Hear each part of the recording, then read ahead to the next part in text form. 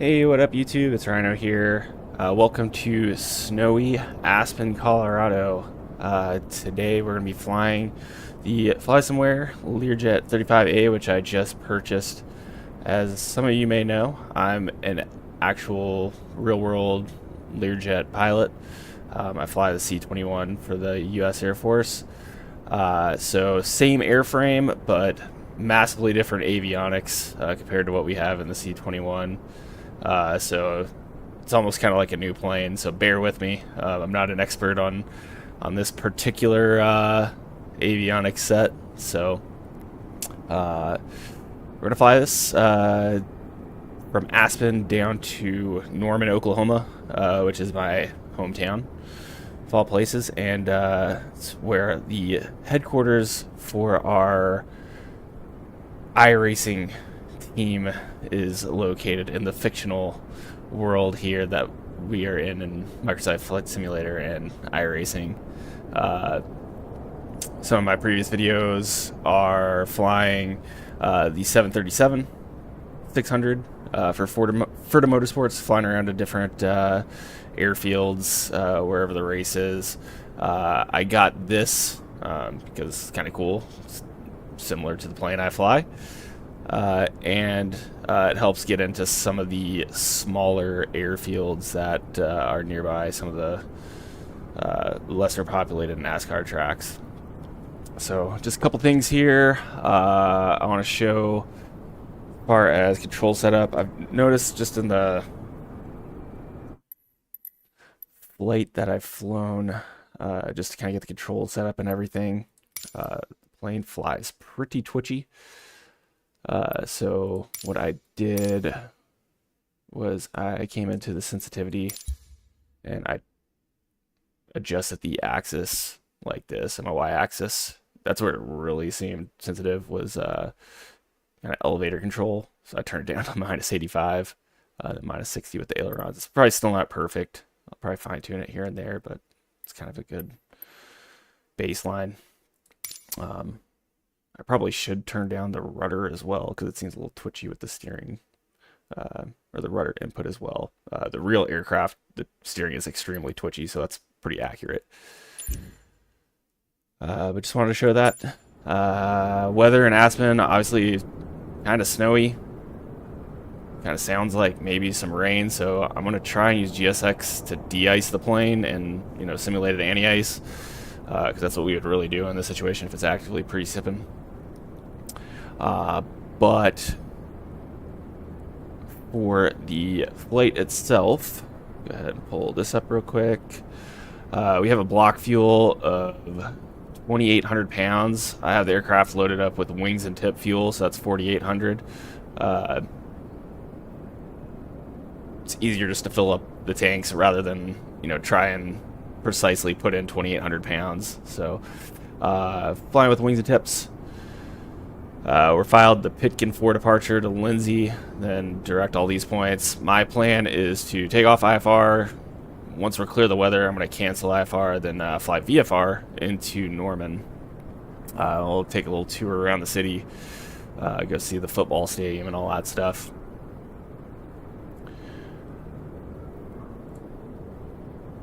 So we'll go ahead and hop in the cockpit at this time.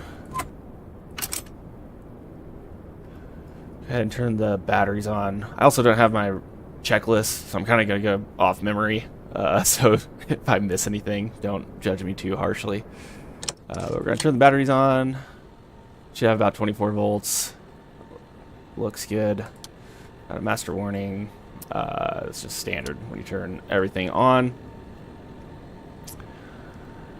We'll turn the avionics master on as well. Go through and set our parking brake. So we'll turn our oxide pump on. See the hydraulic pressure rate rising.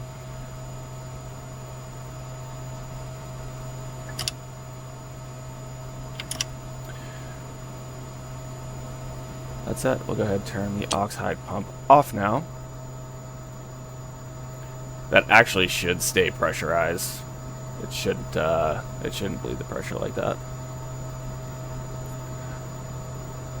But some other things we'll do, we'll check, make sure our pitot heat is working. That's correct. You got the pitot heat light up here. If you only have one on, it should stay illuminated, but then when you turn both on, it'll go away. And then turn one off, light comes on. We'll turn our radio altimeter on, turn our autopilot on. Like, these switches are different. What's in the C21. We'll check our lights and heat. So turn the taxi lights on, turn the recce light on.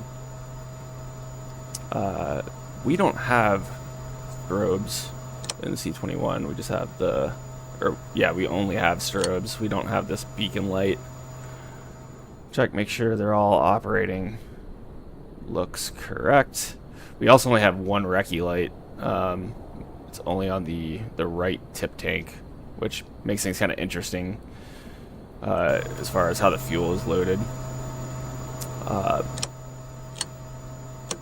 The right tip has about 75 less pounds of available fuel. I think it's like 45 pounds of less available fuel because that light is in that tip, whereas the other one has a full tip worth fuel in it. Alright, so this is where things are significantly different than the C21. Let me connect real quick to that some.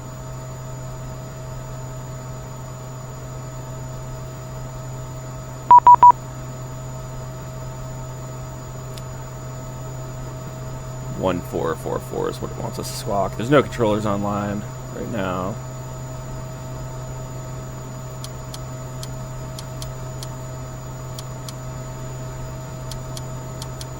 We'll go ahead and get our flight plan loaded.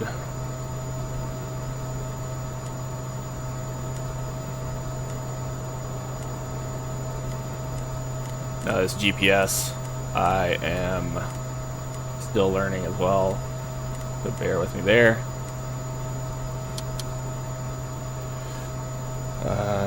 First point is Lindsay.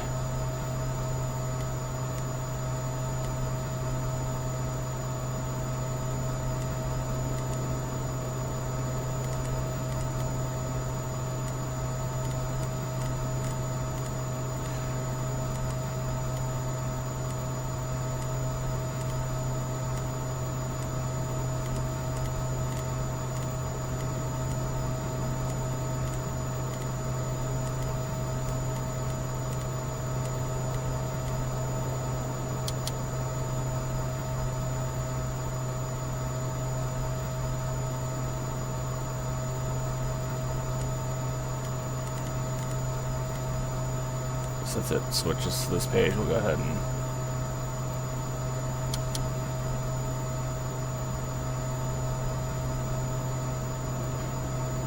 and just set up our radios.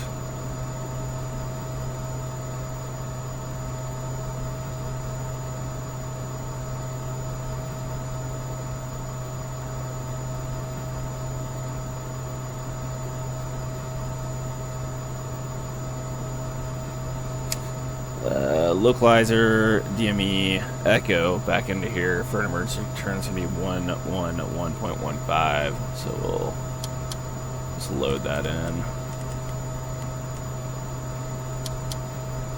Go back to the flight plan.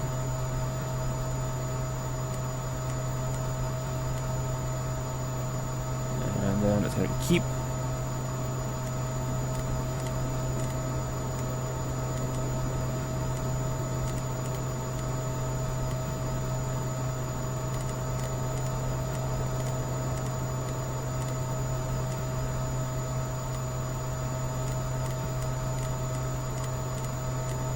Kind of brutal.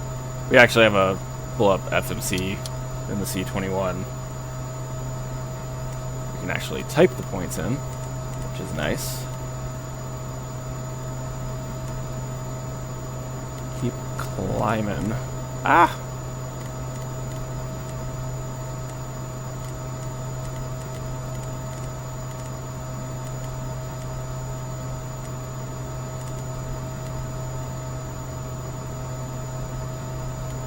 might almost be worth starting up an engine so we get generator powered. We're not just draining our battery.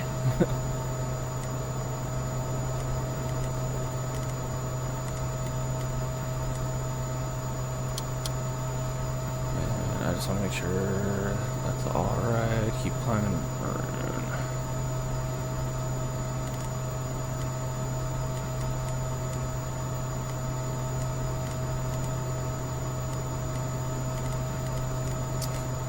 We'll get this point loaded, and then we'll start up an engine.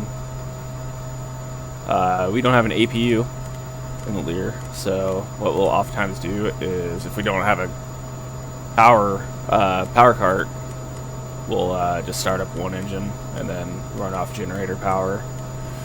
That also allows us to cool the cabin off and stuff if we're flying important people around that don't want to be hot.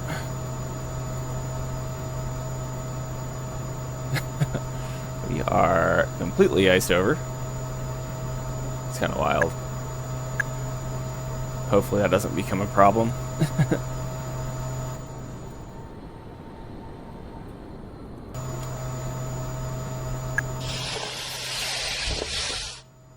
Oh, it's excessively loud.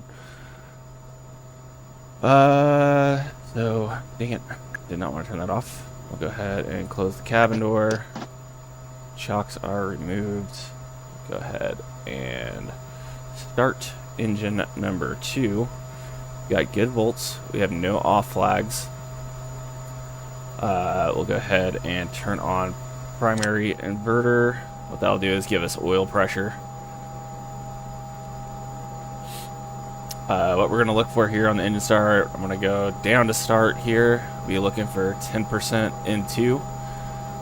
In positive N1 rotation. At that point, I'll go ahead and introduce fuel.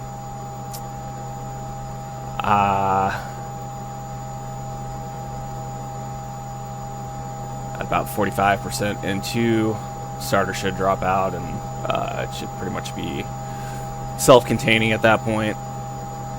One thing I have to look out for is the N1 and N2 are also swapped on the C21. So go ahead, got good volts, no off flags. We're clear onto start. N2. There's 10% and positive N1.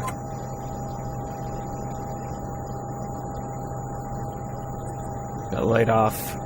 Oil pressure is slowly rising.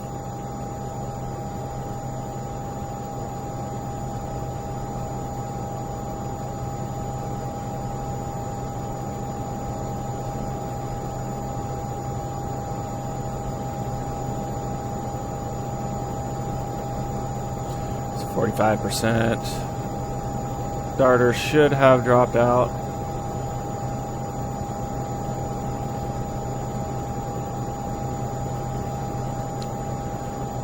Like 567 max ITT.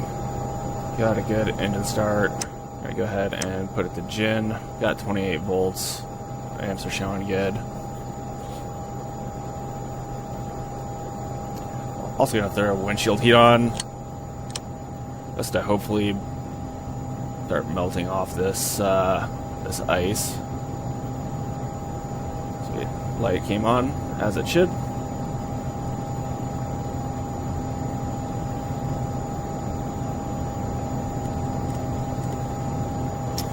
After maroon, we have HBU.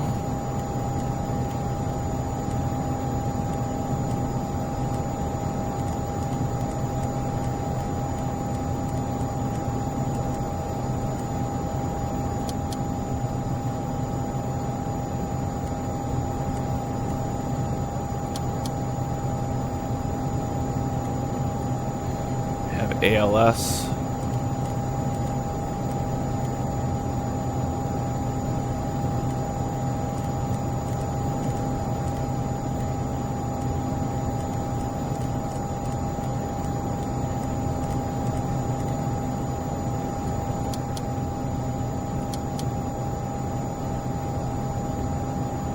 Scuff.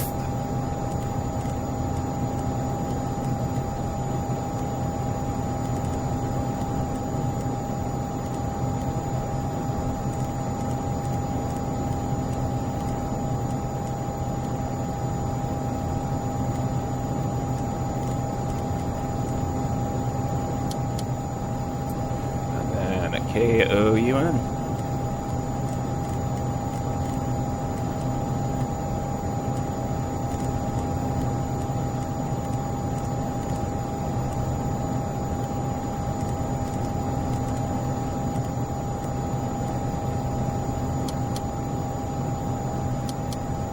So flight plan is in. We'll go ahead and procedure. Select departure. Pick in 4. Runway 33.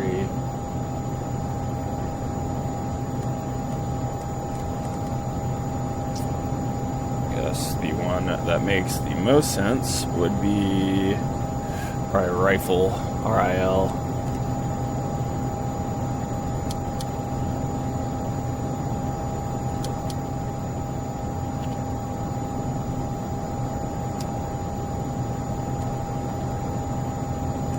We're gonna go ahead and delete the points after Lindsay, though.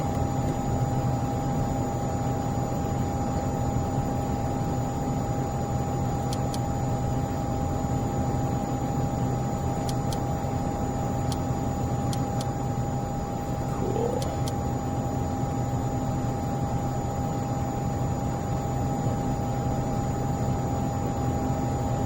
Let's get a case.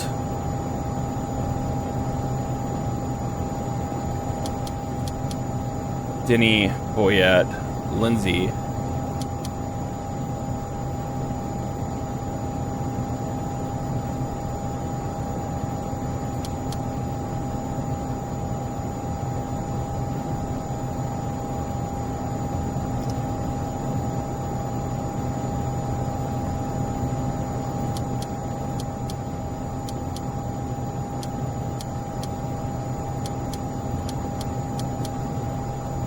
Lindsay, keep climbing, maroon. Cool. That all looks good.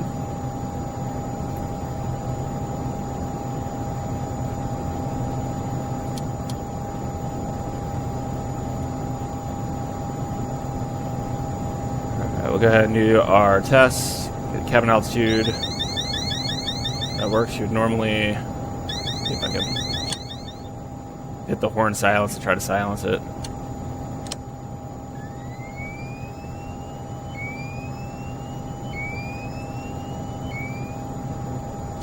That works. Fire.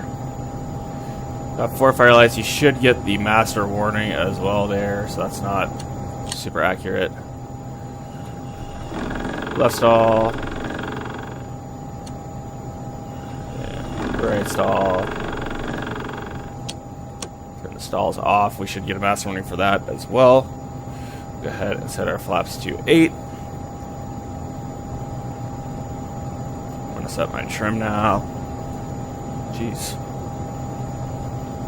Hit my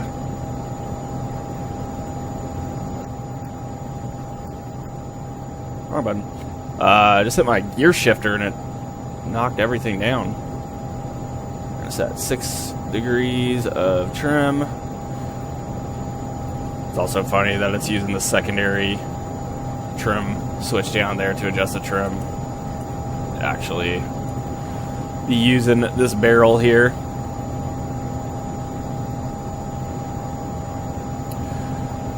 I'll go ahead and throw the secondary inverter on.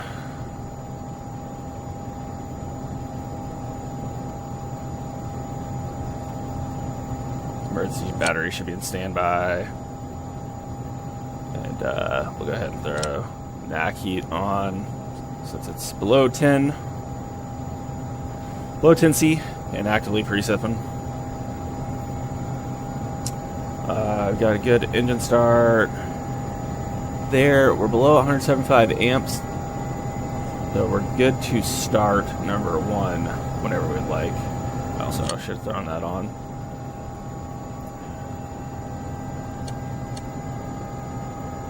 But good amps, no off flags. We'll go ahead and start number 1. Number 1 to start.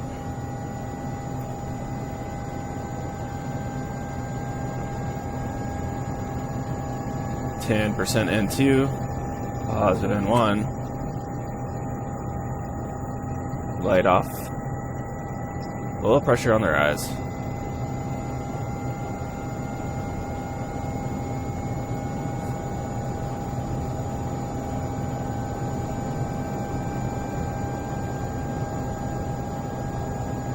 Starter drops out at 35 on this. For us, it's 45. You'd think that would be the same, but our secondary surge.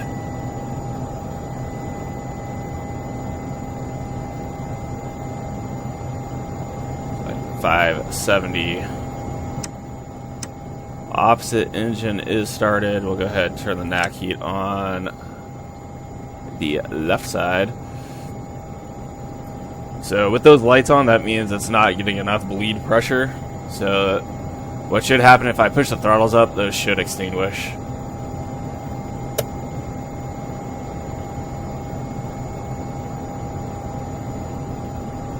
Yep, there they go.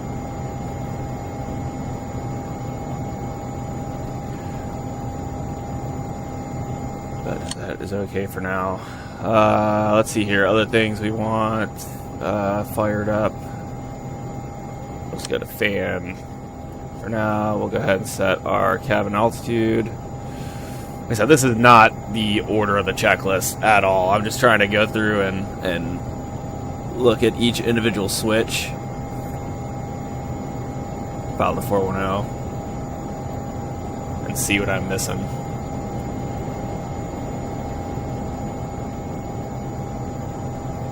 Power on the yacht dampers.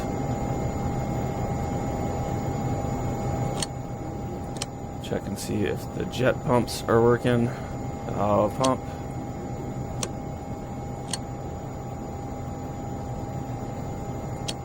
That should have actually been checked before we started engines.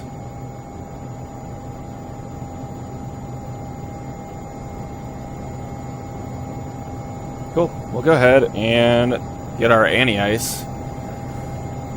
So since this will be engine started, we'll hopefully that isn't an issue actually. We'll keep cabin air off.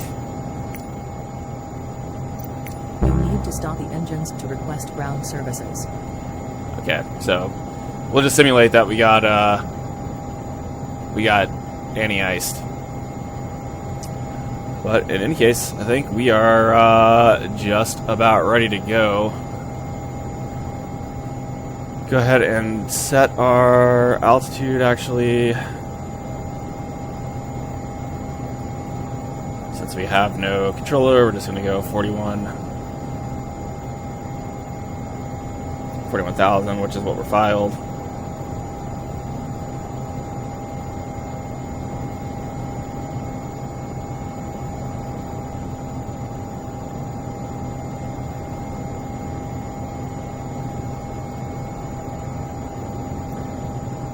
Heading initially is going to be 331.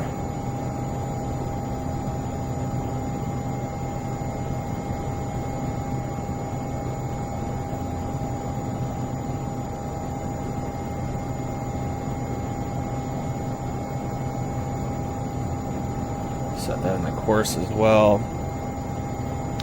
We'll go with the departure briefing. Might pull up everything.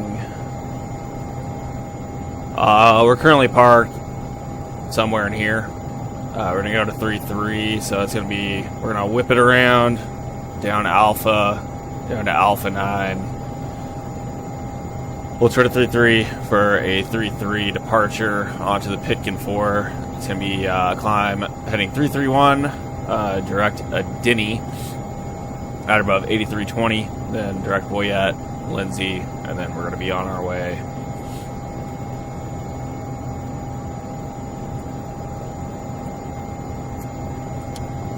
Set heading, altitude select.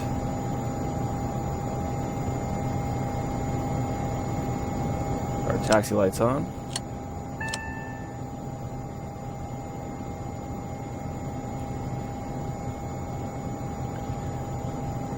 Aspen traffic, FERDA 19, gonna be taxiing to runway 33 via Alpha. Aspen.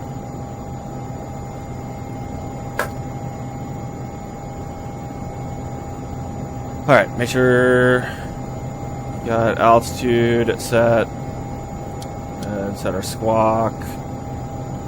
All that's good to go. Altimeter.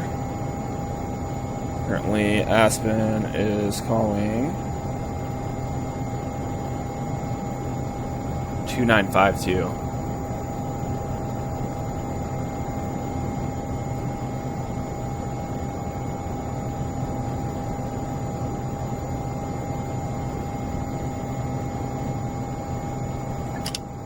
Alright, we're going to act like this ground power unit and everything is not there.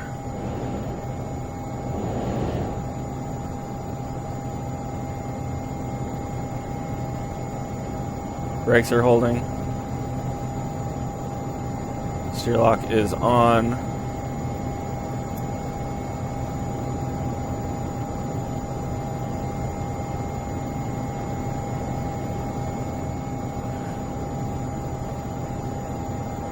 I forgot we're super high pressure altitude, so it's gonna take more juice to get her going.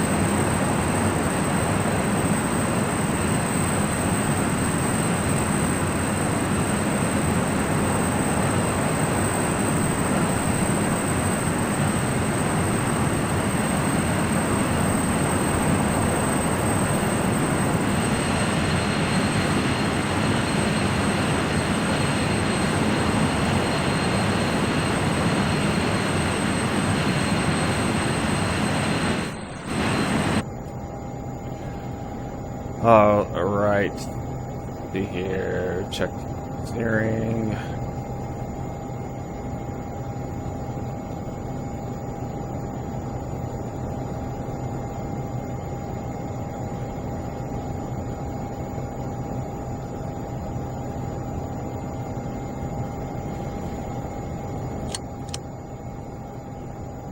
Our taxi checks. Flight instruments look good.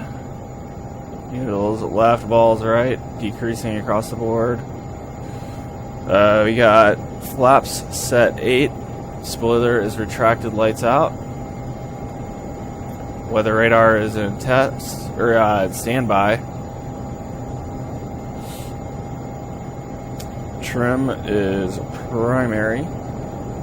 600. Lights out, set for takeoff. That's our cabin air on since we're done with our icing.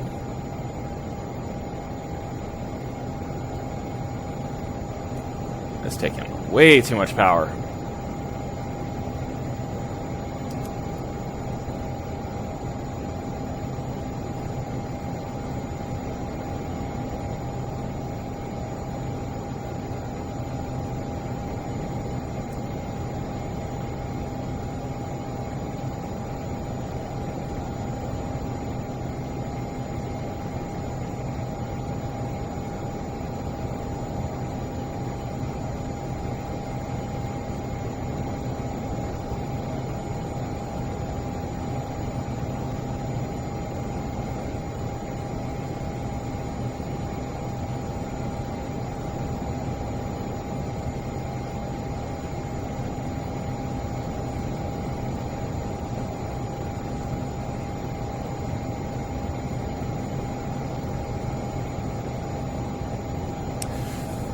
So for the flight director, we normally will hit go around, and that'll set the command bars at like 9 degrees nose high.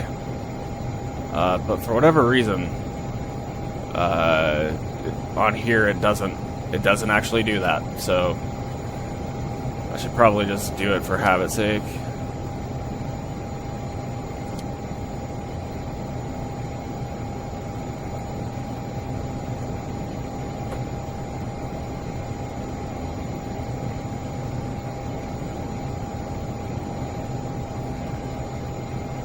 Alright, we'll go ahead and arm our TRs. We got lights. Looks good. Good deploys. They are checked and off. Anti-ice, already got NACs on. We'll go ahead and turn the stab. And wing.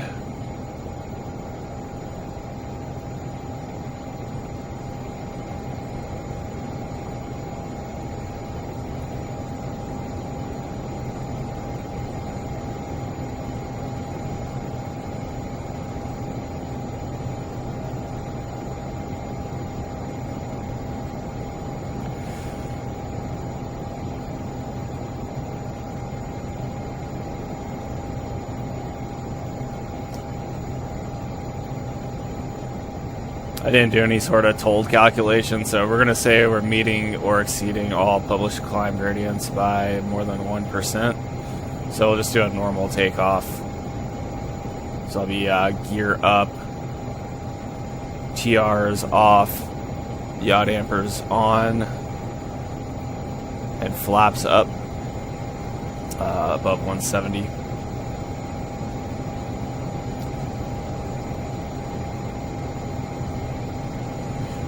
Aspen traffic, FERDA 19, taking runway 33 for departure. We'll be flying the Pitkin for Aspen. Okay, we're going to go ahead and turn stalls on. We're going to go lights. Got anti-ice on. Ignitions are coming on.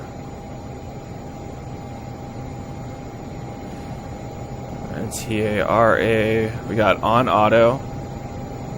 On auto 8. Lights. Lights. No bad lights. We're squawking. We got 122.8 in. We are ready to go. We'll just set 795 on the turbine temp for our power setting.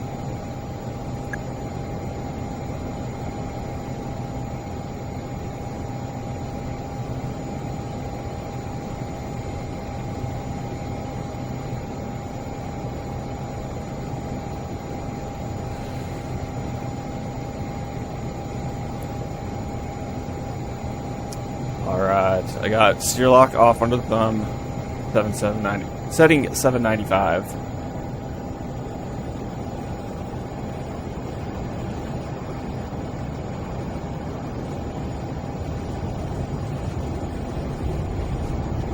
Airspeed, steer lock's off.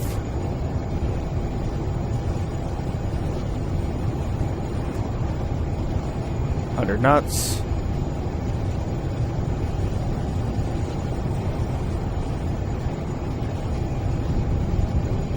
Rotate speed there.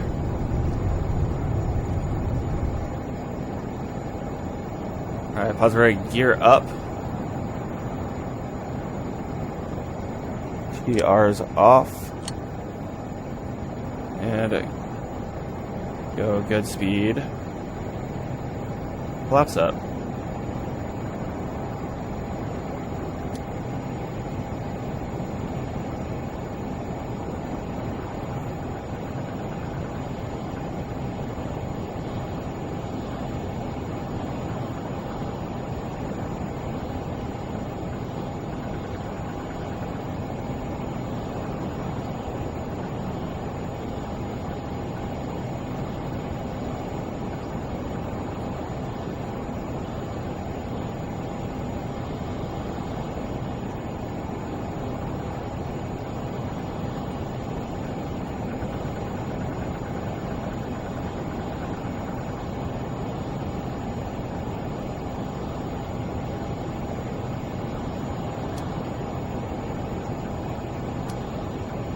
Autopilot is engaged.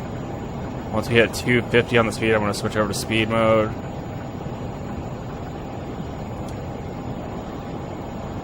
That's going to start pitching for 250 knots. We're through 10,000. Gotta turn recce light off. Landing lights to off. Still got anti-ice on. Actually engage the yaw damper now.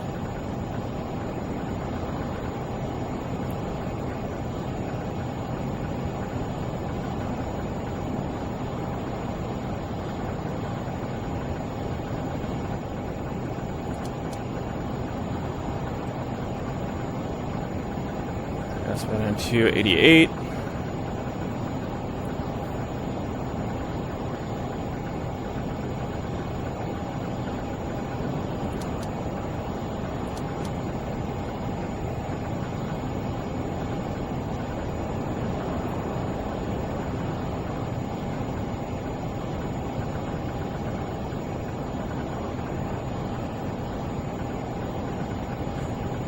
You have to apply this autopilot significantly different than what we normally do because, like I said, normally the command bars will come up to 9 when we go to go-around mode. As you saw there, the whole departure was sitting there at like wings level. So I had to put it into vertical speed mode, which I rarely use in the real plane. Like I normally will just hand fly it. But I put it into vertical speed just to get the command bars to come up, and then I engage the autopilot.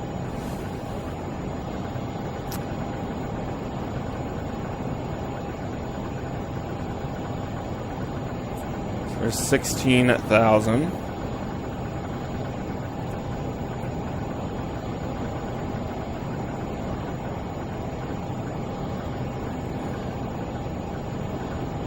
We're easily killing our climb performance.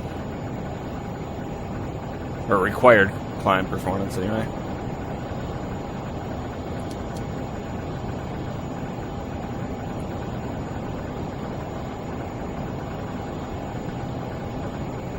In Aspen traffic, FERDA 19 is well clear of the runway at this point. This is my last call on this transmission. Have a good one.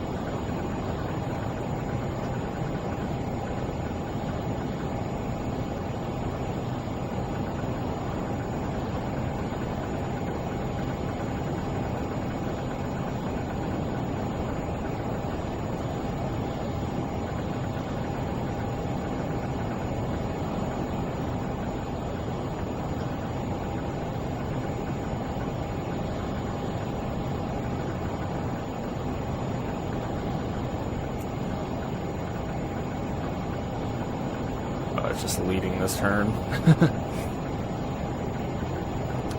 Like, what's it doing?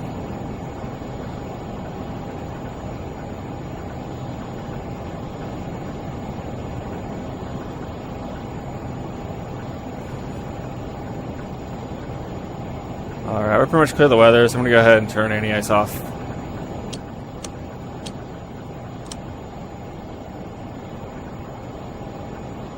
Which allows me to bump up power a little bit more as well.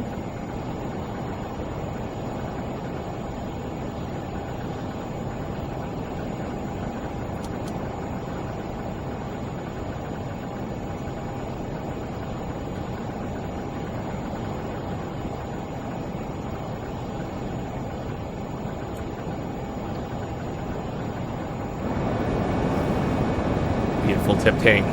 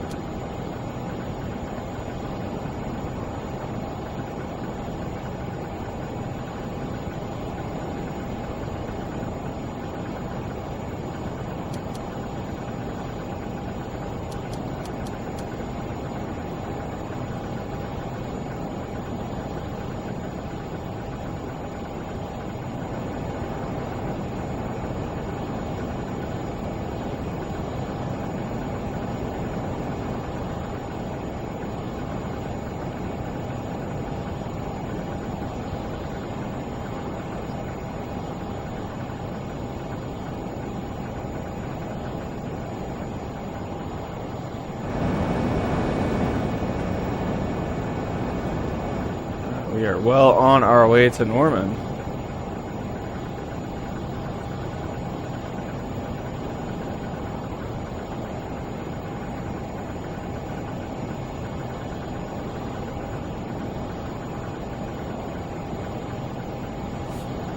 Around 31 to 33,000 or so, we'll do the Mach swap. So right now we're climbing at 250 indicated. Once we get to 0.7 Mach, we'll hit this guy here and it'll switch over to Mach, and it'll level change at 0.7 Mach rather than 250 knots. So you'll see, especially going up to 410, if we were to maintain 250 knots, we would overspeed. We would be going at faster than 0.81 Mach at 250 knots that high.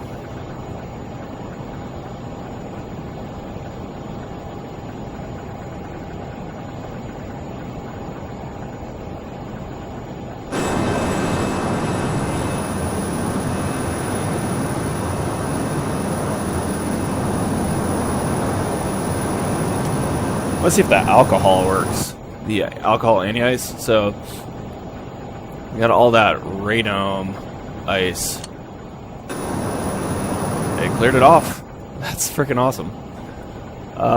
Let's see if we go windshield, if it actually sprays anything. So nothing actually spraying up there, but I'm gonna leave it on, and we'll see if we'll get the alcohol light come on once we exhaust all of it. There's close enough to 0.7 Mach. We'll go ahead and do the Mach swap.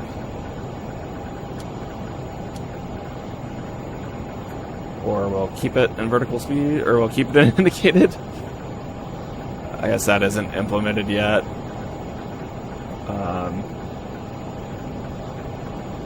What we'll do to make sure it doesn't overspeed is we'll just we'll set it into vertical speed.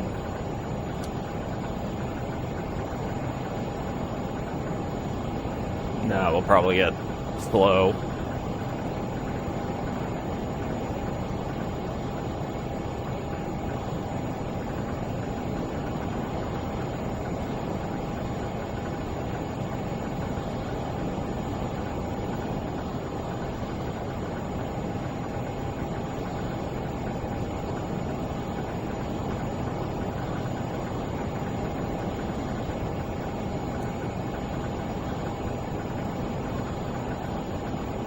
Forgot I had these buttons mapped to where I could have more easily on takeoff gone gear up, yaw damper engage, thrust reversers off.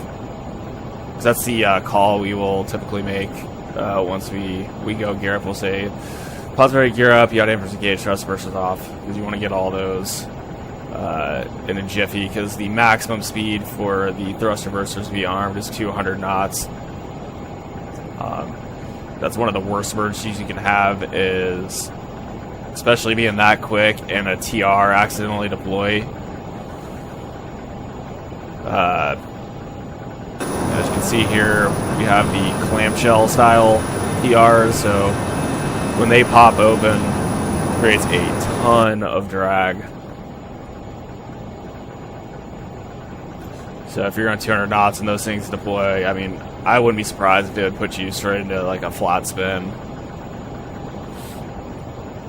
It's bad enough at a low speed. We practice that in the sim quite a bit.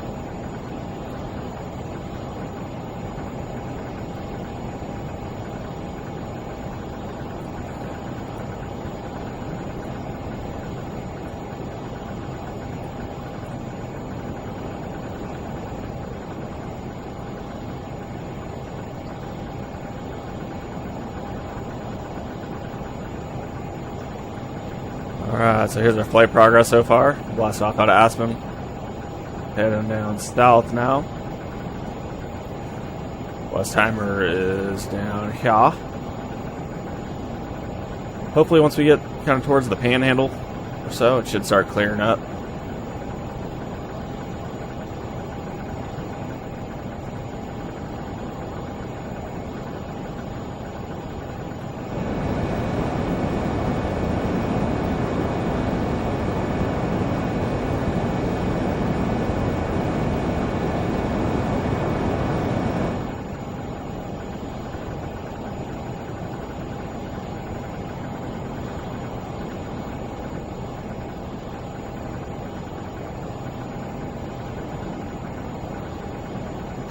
vertical speed's been holding 0.7 Mach pretty well, so it's pretty shocking. Probably only keeping this kind of climb performance because it's so cold. Usually even when it's kind of cold, we'll be struggling to get up to 410 with like 500 foot per minute.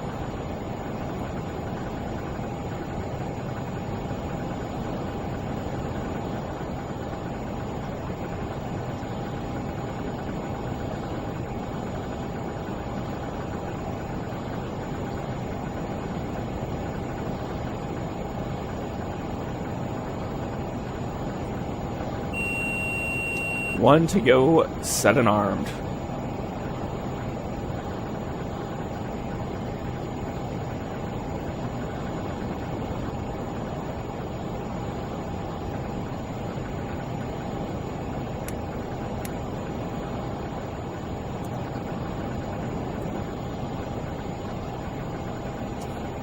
Alright, we got 4,300. 900 and the right zip. Heel is balanced. Got good capture and a good hold at 410. We're going to keep the ITTs at 795. We'll let her accelerate out to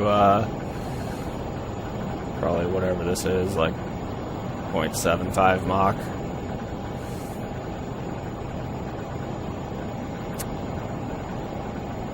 Clear left.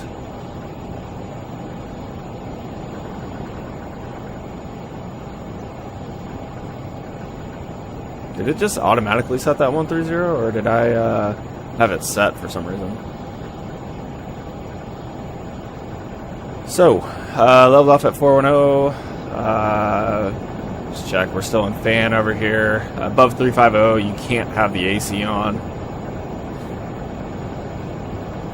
Fuel balance is checked. I would normally check here, make sure we have our required overhead fuel at the field we're going to.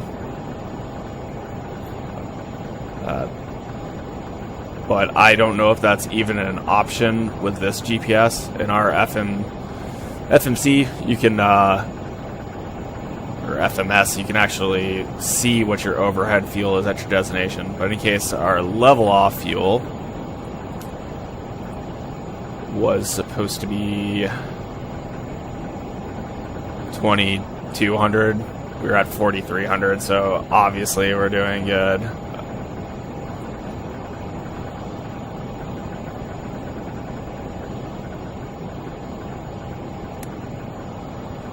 So at this, so in about 10 minutes, we'll be reminded to check our fuel balance.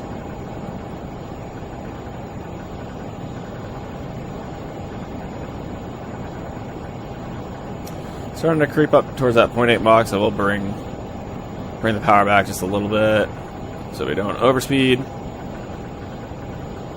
And as you can see, 250 knots now would be an overspeed at 410. So if we would have kept it in speed mode, it would have just taken us right through our max Mach.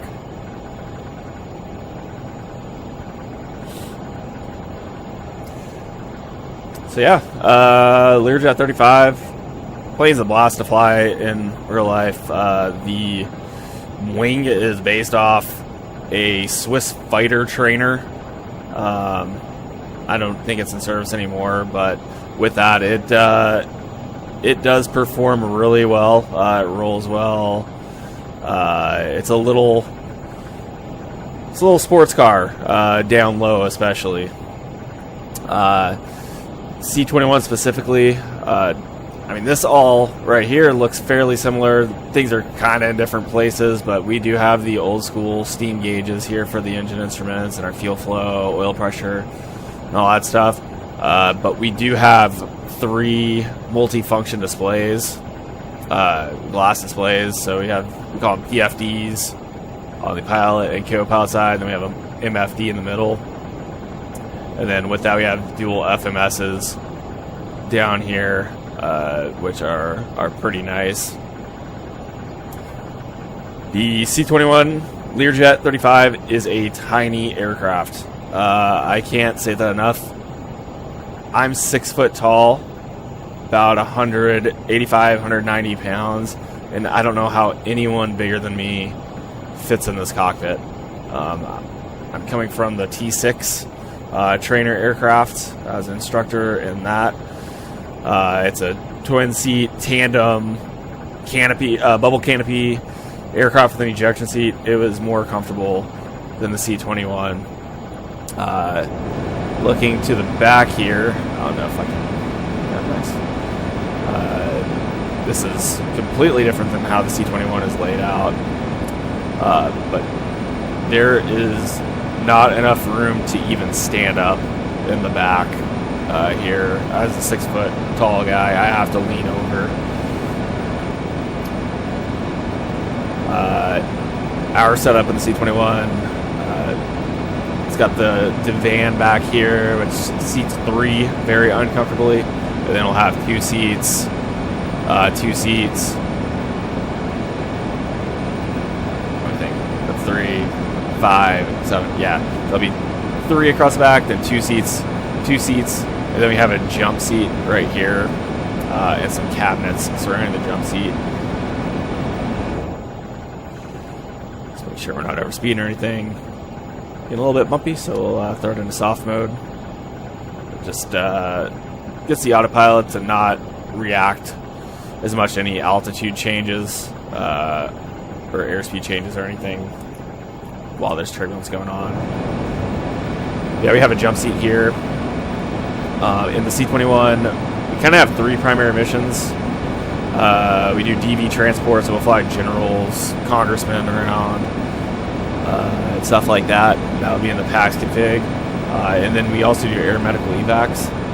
And what they'll do for that configuration is they'll pull the seats out on this side, and they'll put what's called a spectrum unit in, which is, I always want to say it's like an operating table, but it's not an operating table. It's more for litter patients just to lay on. I think they give them oxygen and check vitals and stuff from it, but nothing too crazy. They're not doing like open heart surgery in the plane or anything. And then lastly, we do courier missions, which is just taking cargo around. And in that configuration, they can take all of the seats out and load pallets.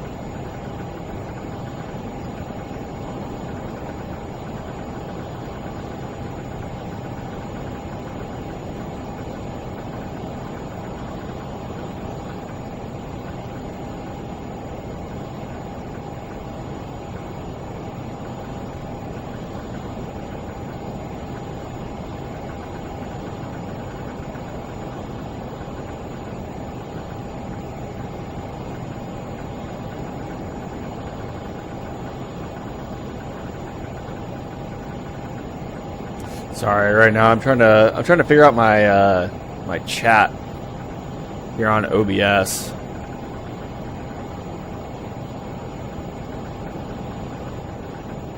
So it doesn't seem to want to work. I just sent myself a message and it's not popping up. So I just want to make sure.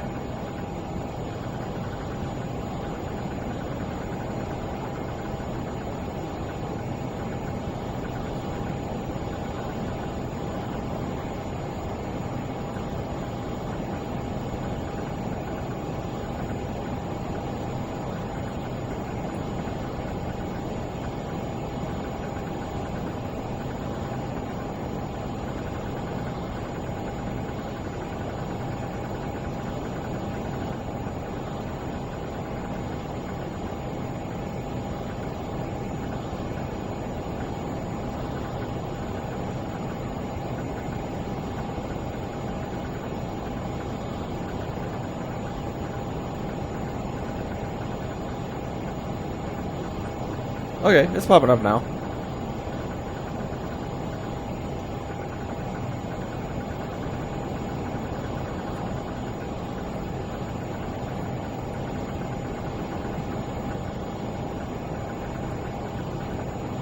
Alright, we're almost out of Colorado now.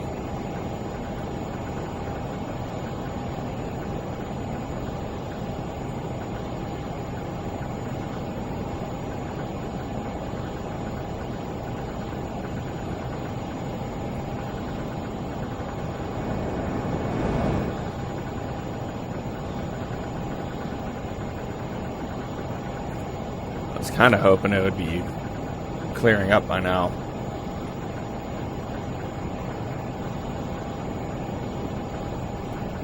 I guess it's going to be a little bit closer to the Okie border.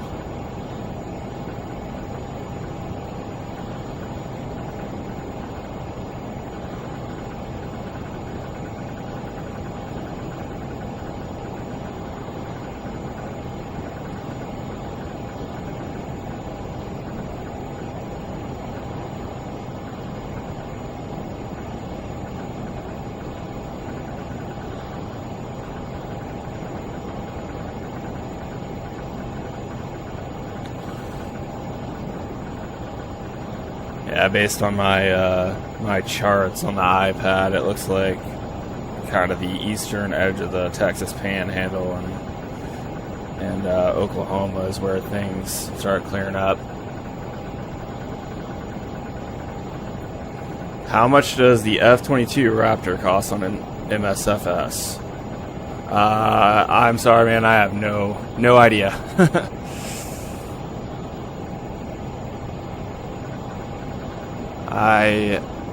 I don't have the F-22. I'm not even sure if that's available.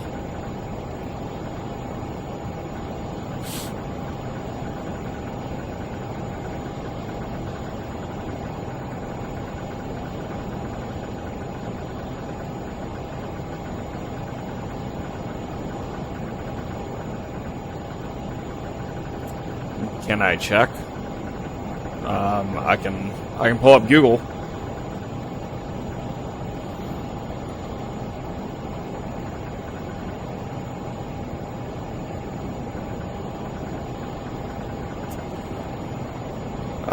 It says there's a Top Mach Studios F-22A for $35.99 US.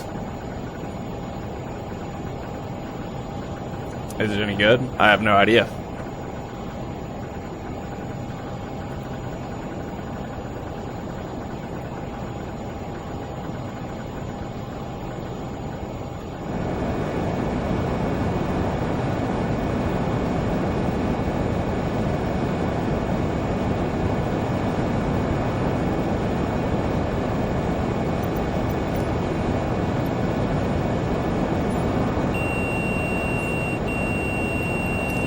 That was a bad idea. Let's see here. We're still at 410. It's on long range nav and altitude hold.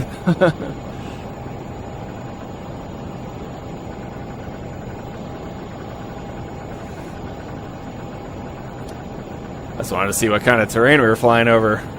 That was a mistake. Alright, we're about 10 minutes in there. We'll go ahead and check our fuel balance. Got about 800 in the right tip, 800 in the left. Fuel is balanced.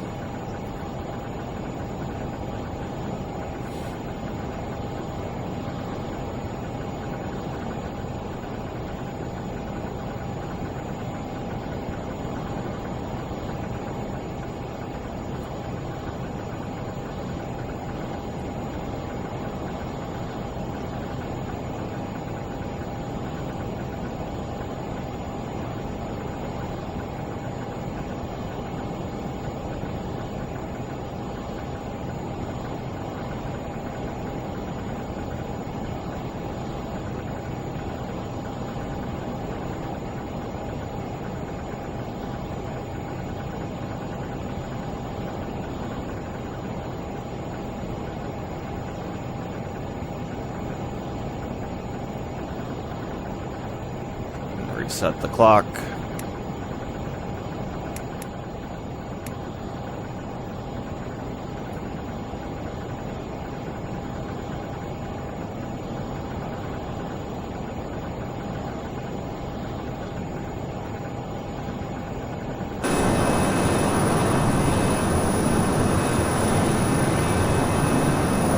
Let's go ahead and take a look at the outside of the aircraft.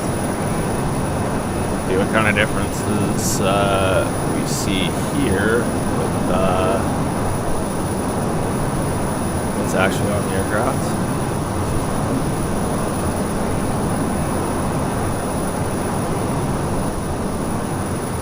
Got your AOA vane here, hedostatic system there.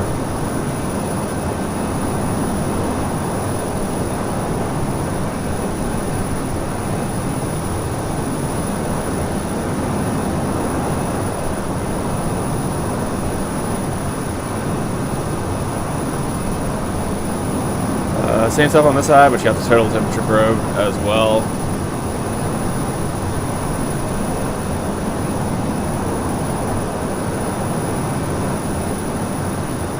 Emergency exit here. So if there was ever a reason we couldn't get out the main entrance, there's like a fire on the side of the aircraft or whatever, we can hop out. This side kind of pops you out on the wing, you can hop down.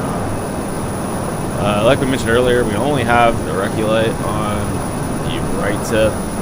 C21. So that's a difference.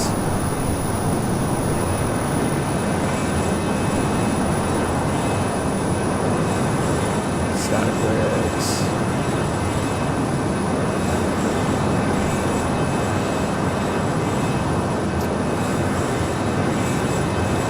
Here we have a little green disc which shows the status of our oxygen system, through oxygen and stuff.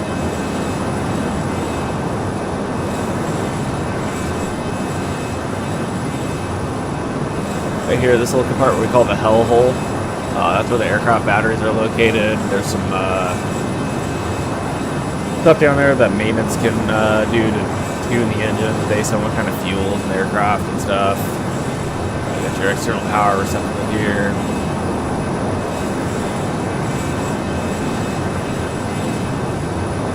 There would also be two little discs here.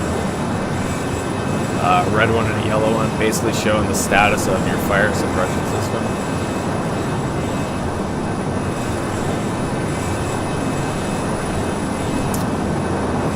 Another thing we have that this one does not have is what are called delta fins. So you got this little fin here. On the C21 we have two of them that kind of come down like a triangle like that. We call them the delta fins. They assist with stability of the aircraft. It actually makes it to where we really don't even need yaw dampers to fly.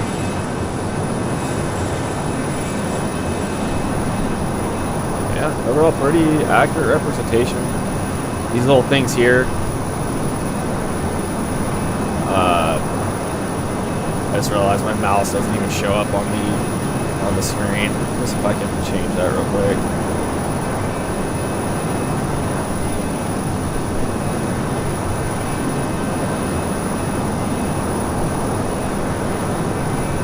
There we go.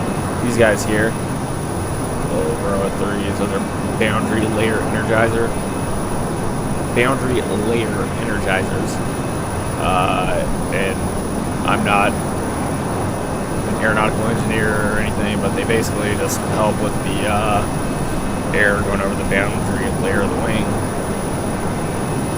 I guess assist with stability of the aircraft and whatnot.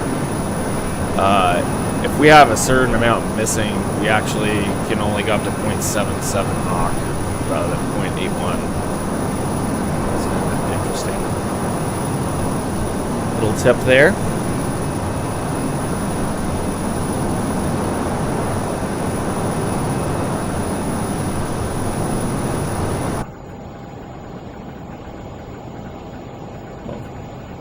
Not overspeeding, so that's good. That would have been nice to have done earlier.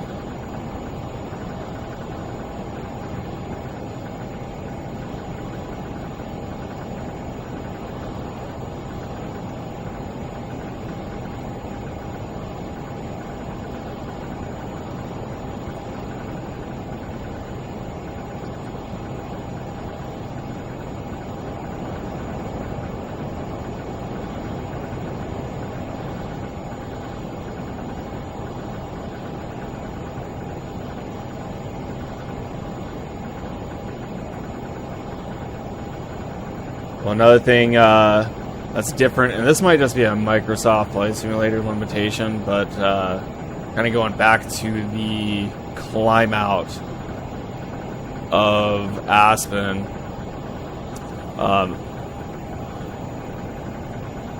is actually something I could have done, but there's a pitch sync button on the yoke. It's gonna be this guy right here. And that'll pitch your command bars to wherever your nose is pointing at the time. That probably would have been the better way to depart. They're out of Aspen. Would have been to hit that button. It should have brought the command bars up to where I was. But once the autopilot is engaged, you can actually steer the nose up or down with the trim switch. So this is the trim switch. There's a little button in the middle. To actually trim the aircraft, you press that down, you press that in, and then to push nose down, you push that button in, and then push the barrel up. To trim nose up, push the barrel in, and pull the barrel down. With the autopilot engaged, if you just push the barrel without pushing that center button, it'll actually fly the nose up and down. So what we'll do a lot of times is we'll engage the autopilot at, say, 200 knots. Or around there, we'll engage it, and then if we want to accelerate to 250, you can just barrel nose down, and that'll bring the nose down and allow you to accelerate. And then once you hit 250 knots, you get speed. I haven't been able to do that in my one little test flight, so it might be a Microsoft Flight Simulator limitation. That's kind of a very, I would say, probably non-standard autopilot system, so can't really blame them on that. Something I also tried, was trying to change speeds in the climb, was I hit the maneuver button, which disengages the autopilot servos, and I've dropped the nose that way to like accelerate, and then I pitch sync and engage the autopilot, but what ends up happening there is,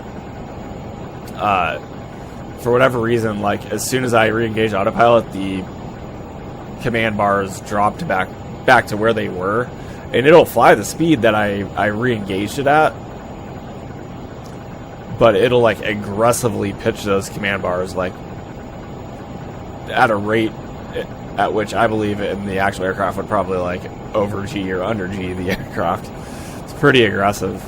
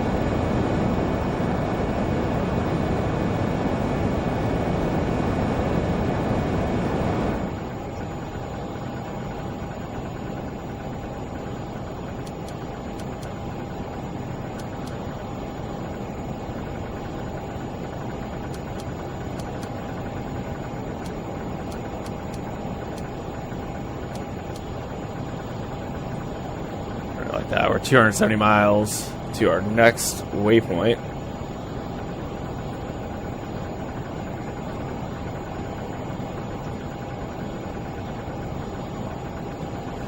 Just now entering New Mexico.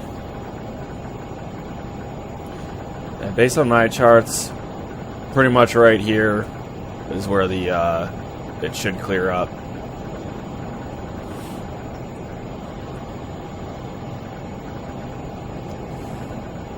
I looked at the weather earlier. It was showing Norman was supposed to be clear all day, so hopefully we're able to get in there VFR. Guess we'll see.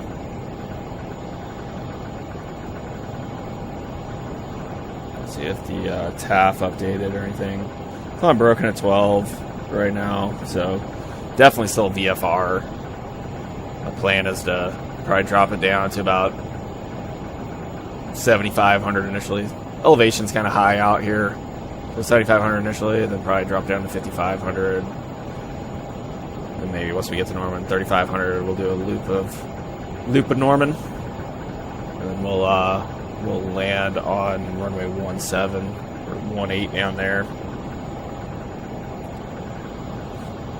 See if I can do an overhead like we do in the C-21.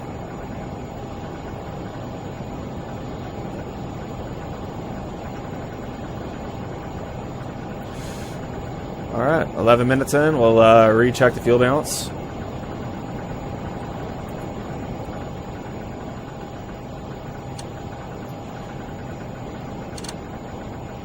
About 600 in each of the tips. Oh, this is super nice.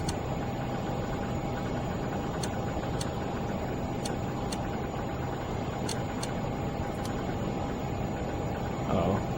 I'm thinking this must be like a fuel burn.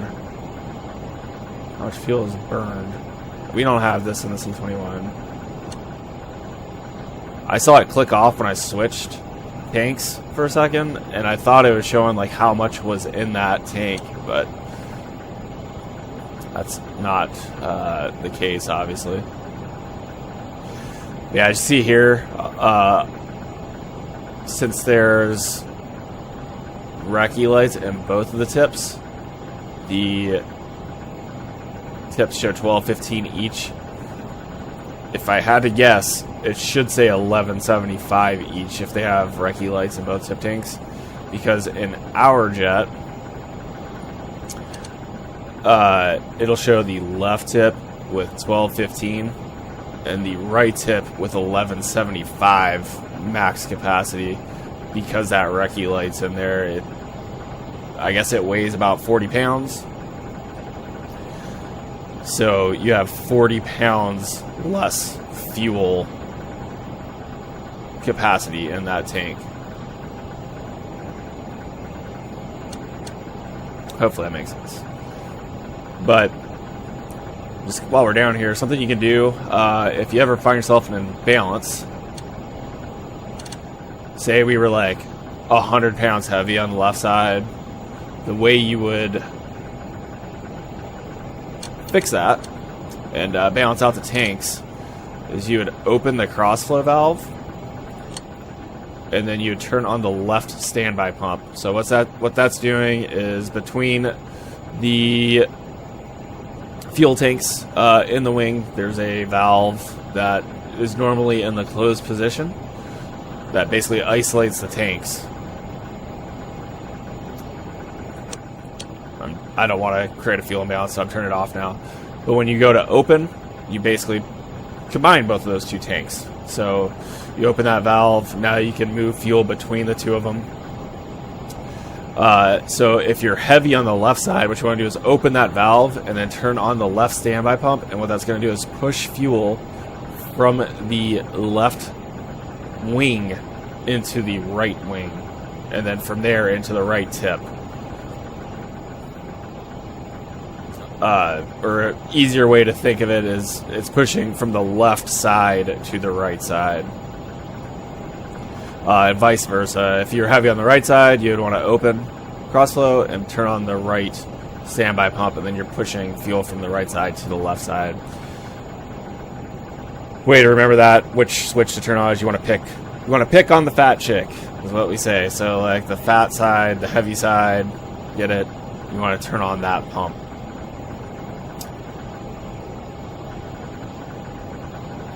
An important thing to note with this setup is it's a cross flow, it's not a cross feed. So what I mean by that is you can't, like, say you completely ran out of fuel on the right side, you could not directly feed the number 2 right engine, the right side engine, from the left side. So you couldn't like open this. Indirectly you would do it, but you can't like turn on the left standby pump and feed the right engine. You have to have fuel on both sides because the number 2 engine is fed from the right wing and right tip, and the left number 1 engine is fueled from the left side. So you need to make sure that there's fuel on both sides at all times.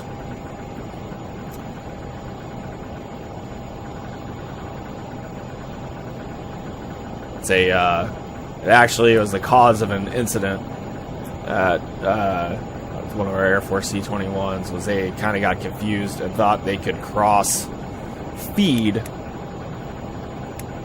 from the left side to the right side and cause an accident.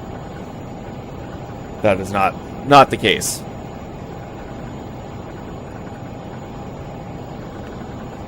Let me just double check and make sure I turned everything off.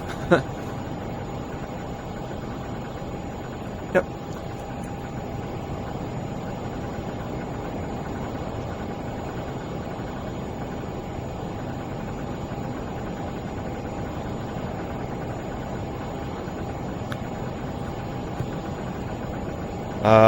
It looks like we're not getting that alcohol light. So I guess I didn't really explain that too great, but basically what this switch does is it's an anti-ice deal, and it uses alcohol to de-ice the aircraft essentially. So if you go up one, it will go outside.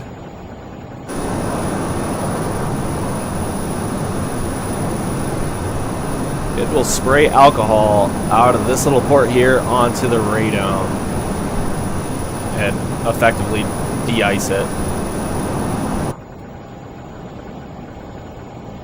If I go up one more to windshield and radome, it'll spray out of here. And then also on the pilot side, there's a little nozzle that'll spray kind of into this area, and it'll de-ice the windshield with alcohol. Obviously, there's only a finite supply of alcohol in the jet, so once you hit a certain level of alcohol, you should get a light that'll tell you that you're low and to report it to maintenance. So you kind of working, I guess we can talk about some of the other switches too, but windshield heat, pretty simple there, self-explanatory. Blows heat out of these guys. When you go up one, it just puts it into the hold position. So the way I understand it, if I just go up to hold, it's not really blowing any heat out. What you have to do is go to windshield heat on, and what that does is it opens up a valve. Basically, the longer you hold it in that position, the more open it will go, and you should get more heat. And then what we'll usually do is we'll go up for a second or two, commensurate with how much we think we need, and then you'll put it in the hold position, and then it just holds that valve at that position. Static source, that's just you're picking which static source you want displayed. Stab and wing heat, what that's going to do is direct bleed air out to the wings via this guy here and this guy here, little metallic parts. then also to the horizontal stabilizer up here, and it's gonna anti-ice those. It's another one of those big distinctions. It's anti-ice, not de-ice. So it's not like a boot or anything like that. It's preventative. The NAC heat, as you probably imagine, is going to heat these bad boys up. And it also should de-ice the PT2 TT2 probe, which is up here, not depicted.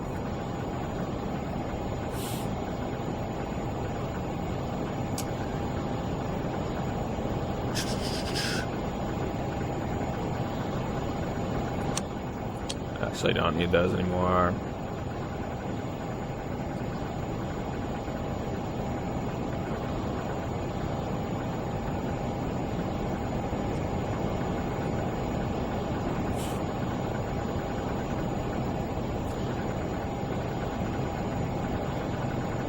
Cool. Let's see, 185 miles out to our next point. What I'd be thinking about now, if we were doing a full-up IFR flight, is thinking about the descent. See, we're like 230 miles out. Yeah, 236 miles out from Norman. Probably a little bit far to get ATIS.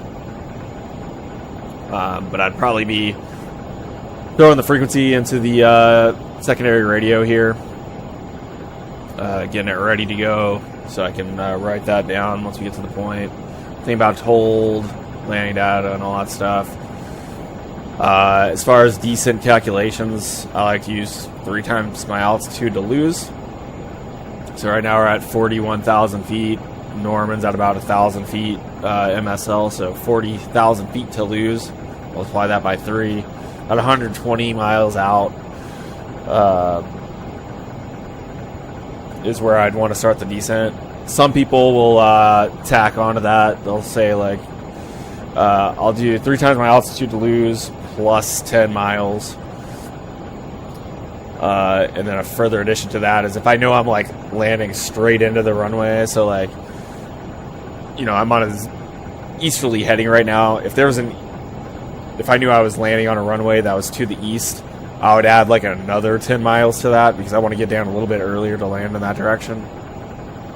But if I was landing the other way, if I was landing westerly, like I'd subtract 10 miles because I have a little bit more time to get down in that situation.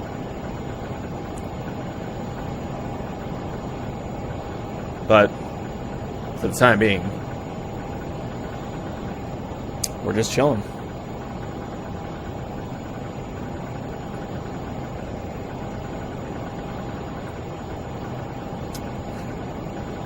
Of the Oklahoma Panhandle right now, should start to clear up.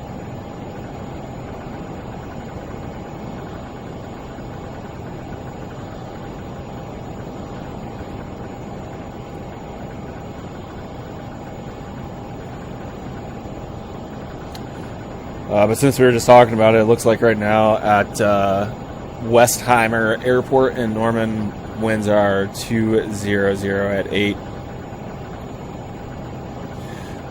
10 miles visibility, broken at 12,000. Temperature 12, 2.6. Altimeter 2942.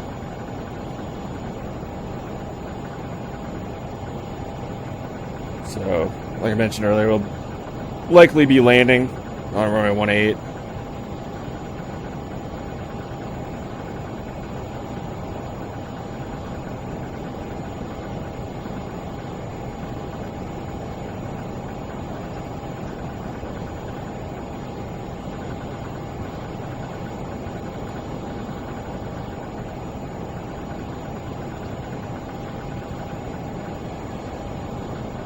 Yeah, so let's go back to this page here. What it looks like currently is right around here. It should effectively go to clear. And then it's pretty much clear from here to about here, and then it's like a solid deck above 10,000. So we'll have to get down in here somewhere, and then be below 10,000 by Oklahoma City.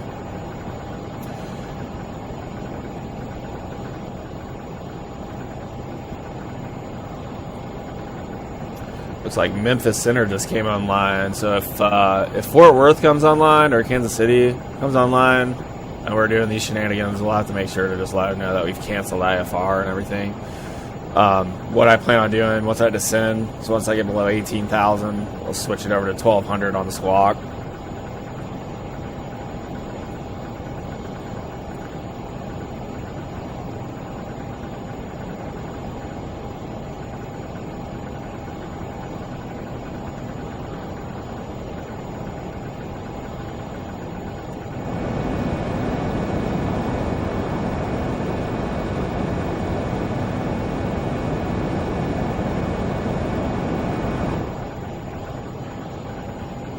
Going back to just how tiny the C-21 is, there's a joke my dad told me. You can always tell who the captain or the left seater is in a Learjet and who the right seater is, because the left seater walks around like this and the right seater walks around like this. Because this windshield here, again, I'm 6 foot tall, and I kind of have to lean my head over because it kind of just caves in on you a little bit.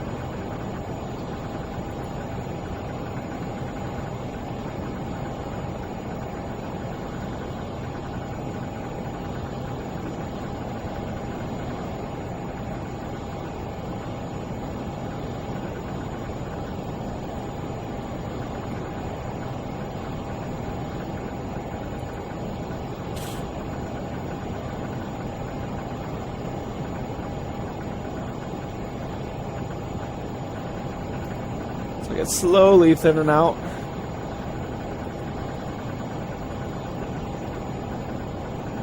My phone is blowing up.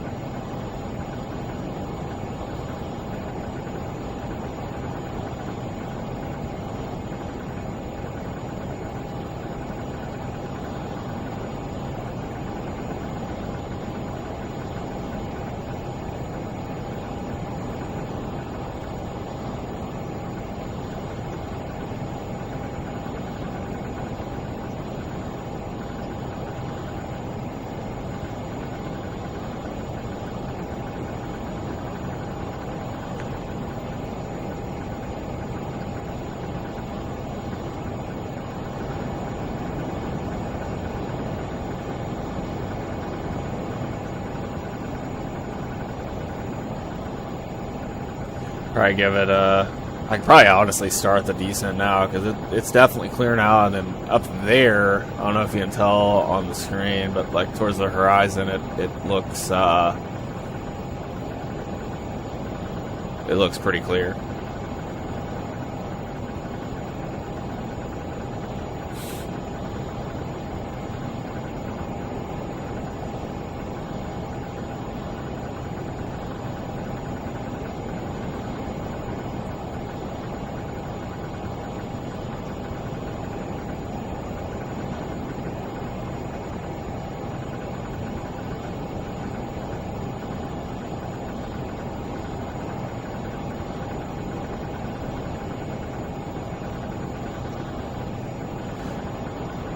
If anyone's out there watching and has any questions, feel free to drop them in chat. I'll try to answer them. Like I said, this is slightly different than the C-21 as far as the avionics, but aircraft performance and whatnot seems pretty decent. It does feel slightly overpowered down low. Usually, like I'll try and call it out once we're like on approach or whatever, but kind of like our base speed is 60% N1, and what that'll do is give you about 180 knots down low, what I've kind of seen is 60% keeps you closer to like 200, maybe a little over 200.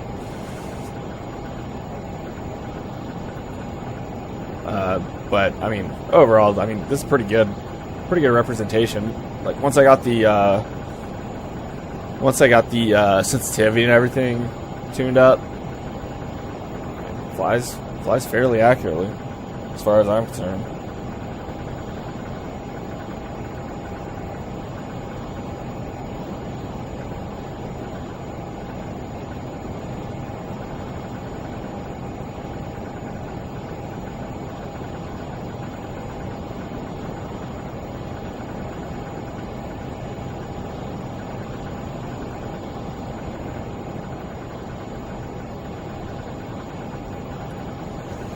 Alright, we'll go ahead and start that descent now. Quick check of the fuel balance. Sitting at about 14 minutes. 500 in the tips. Looks good. What I'm gonna do now is I'm gonna set call it 7,500.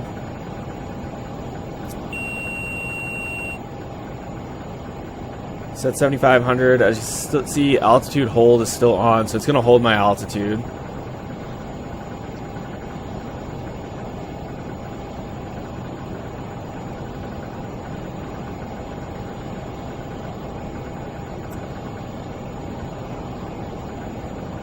I'm gonna set that. Then I'm gonna arm the altitude to 7,500. What I will do now,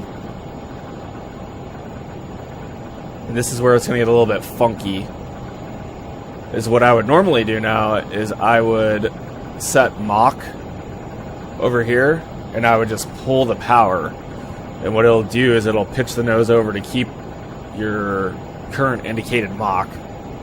I'd keep it there until I hit about 300 knots, and then I'd switch it over to indicated.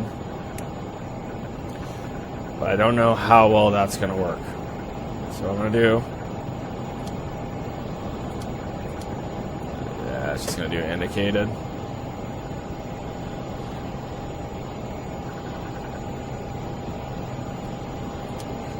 That's what I'll do. I'll just set it to 2,000 feet per minute, and then I'll just manage it with power.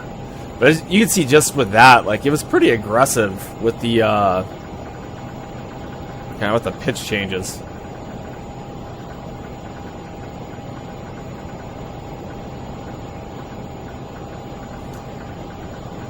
Alright, we'll be running our descent checklist now. Big ticket items. We'll go ahead and set our pressure altitude.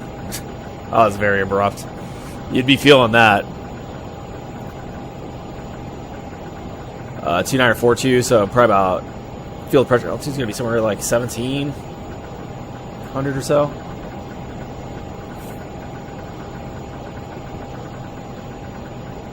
Oh, there's our DH set. See, I'm learning things. Autopilot set, how we want it.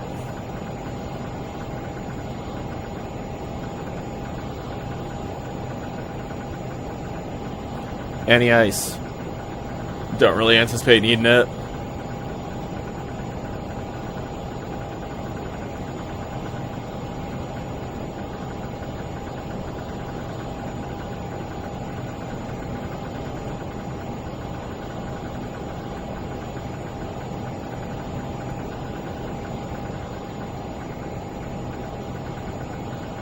Oh, I know what I want to check. Obviously, this is simulated only, but we do have fuel in the tips. Let's go ahead and see if it models the fuel jettison. Sure does. Jettison's out of these little ports here.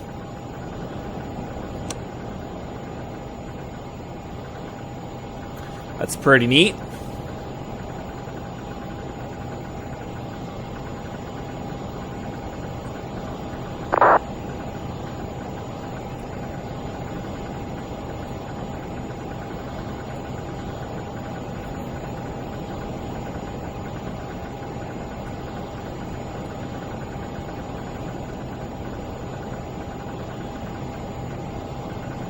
About to enter Oklahoma.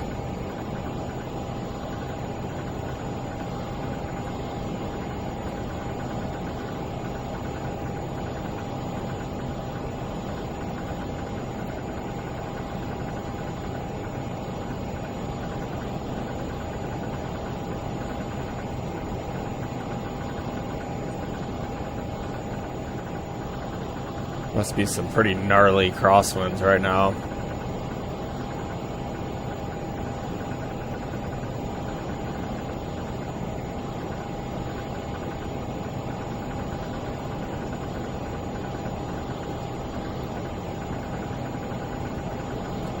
Let's go ahead and decrease. Let's try to trim actually and see if it'll increase the VSI. So I'm pitching nose down pretty aggressively right now, or running nose down trim, and it's not changing anything. Let me just make sure it's not actually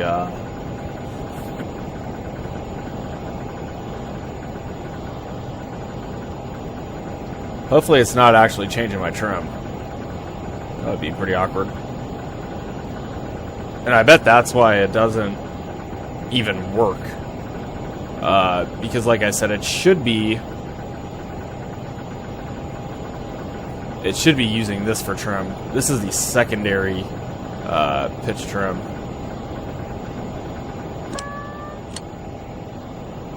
Let's see something here real quick.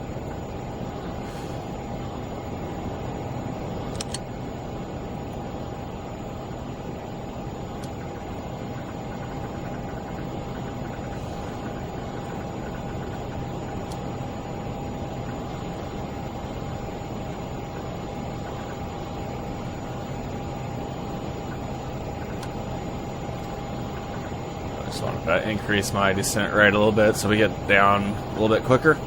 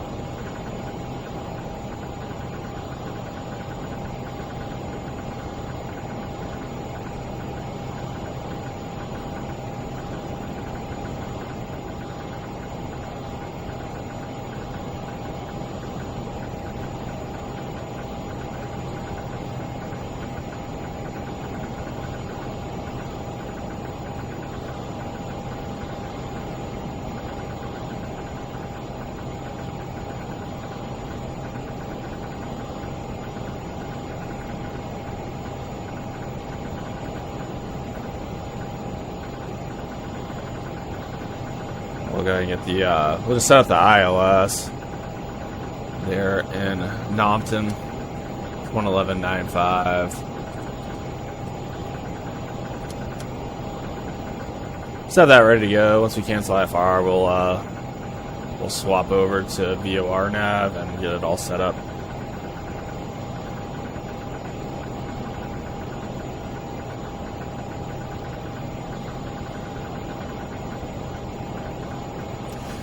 Give ourselves a little bit more guidance.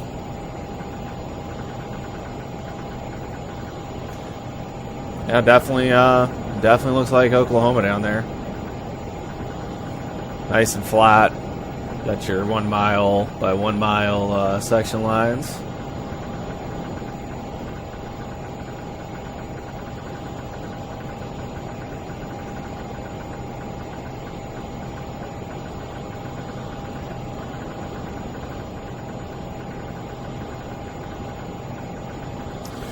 You know what? Until we get a little bit closer, let's do 11.5, just so we can keep our speed up. So we're not breaking 250 below 10.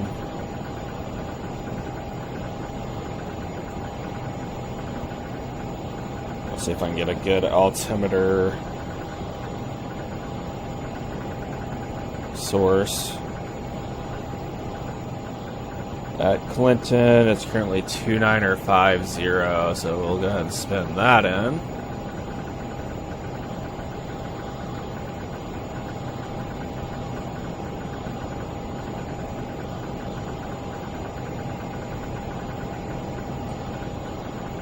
Should be accurate enough.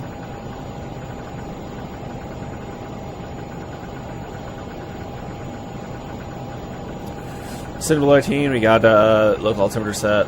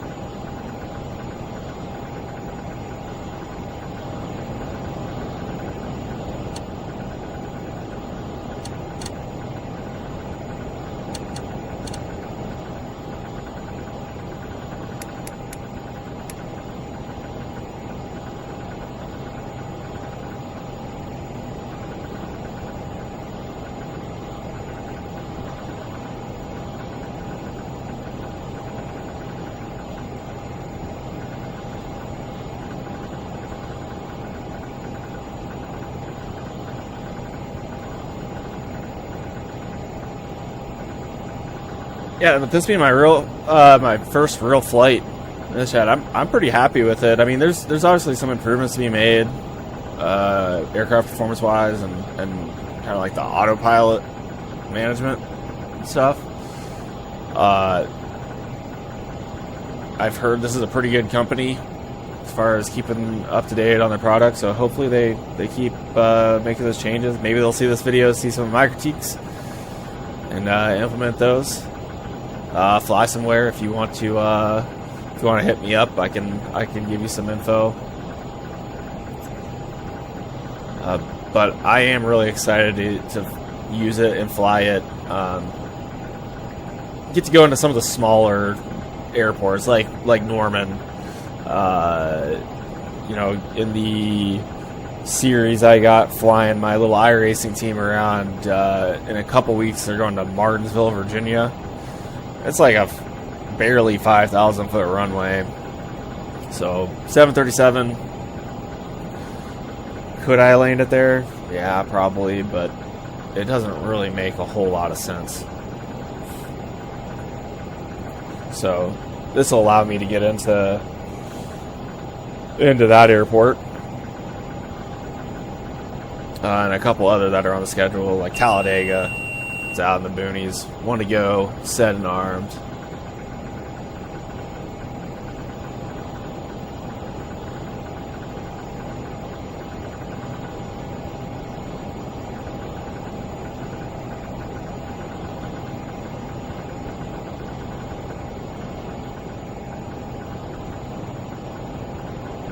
Good hold.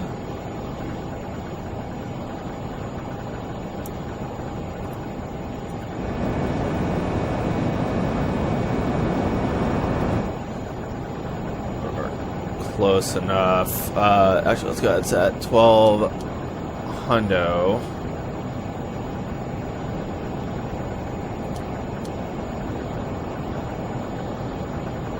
Actually, let's clear that. I guess it's too late.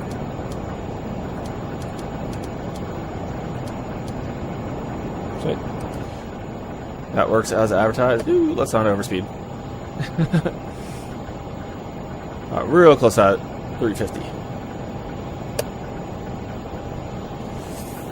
Yeah, I saw the throttle just move around there. That was I have an afterburner D10 on because I fly DCS occasionally too.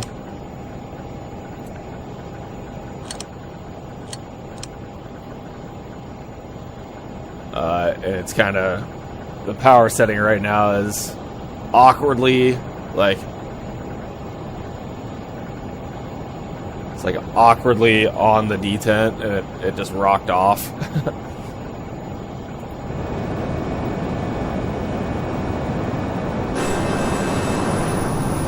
Recce lights are on. I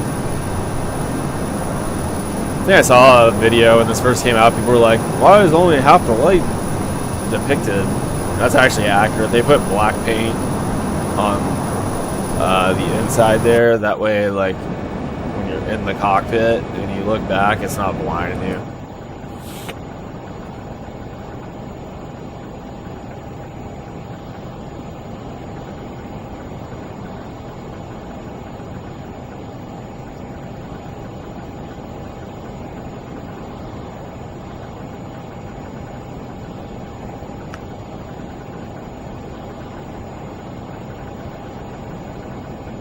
Gotta switch to heading mode now.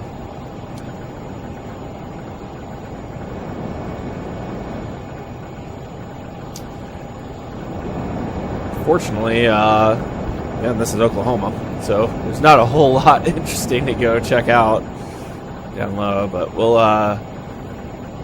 crank her to the right here a little bit, and we'll find I-40. Basically, follow that on and into Oklahoma City.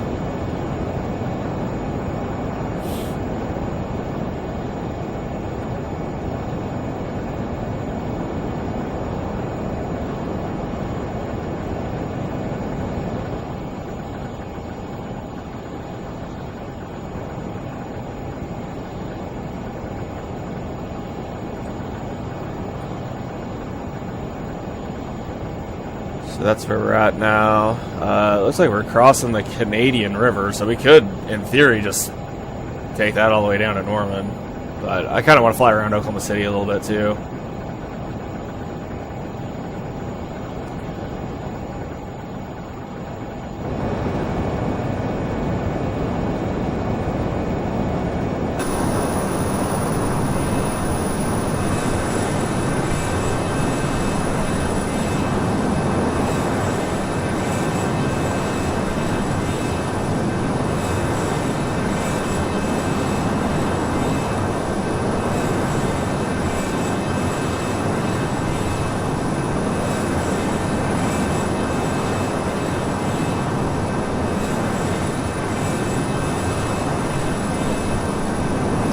I-40 right here. In fact, I would be willing to guess that is the case.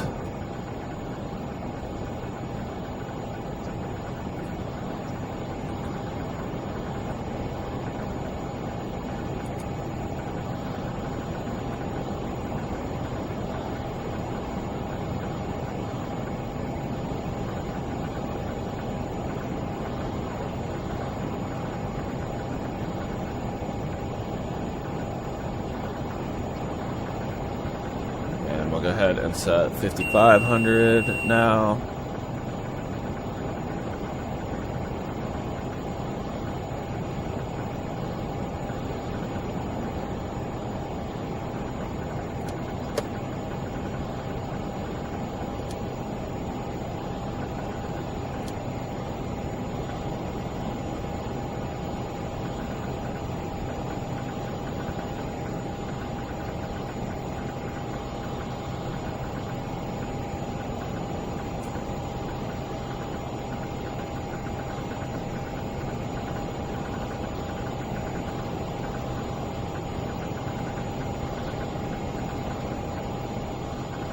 Trying to figure out what town we got here.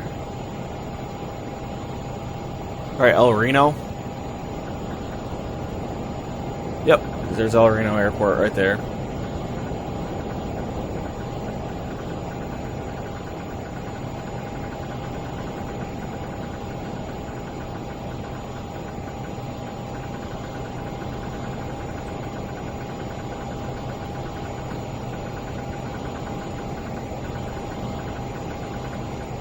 Go back to West Tower. We'll set there. Altimeter setting now at 2942.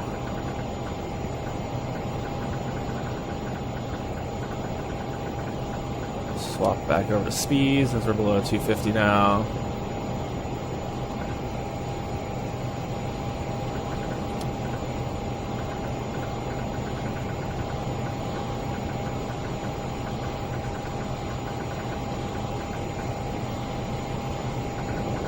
.500 set and arms.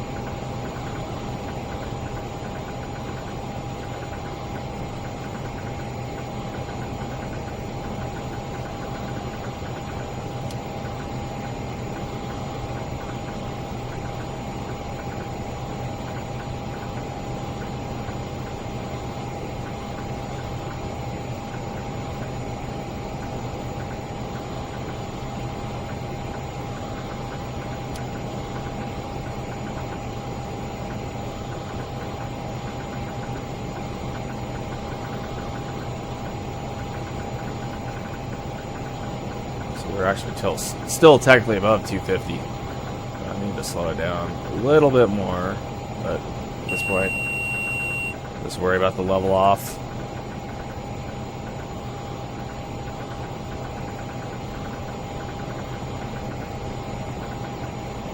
So once we level off, about 75% should hold 250 knots. We got a good capture.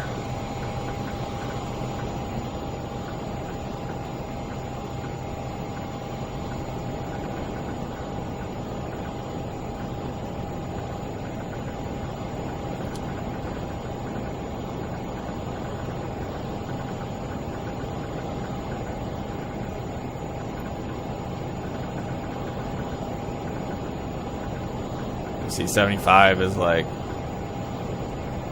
slowly starting to tick up, so I'll set 70, see what that gives us.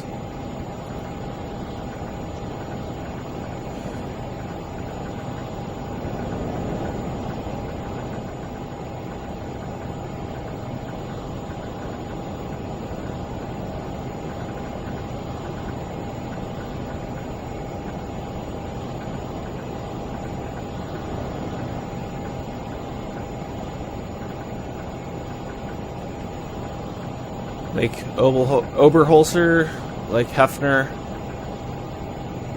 This haze kind of blows. Brake light on.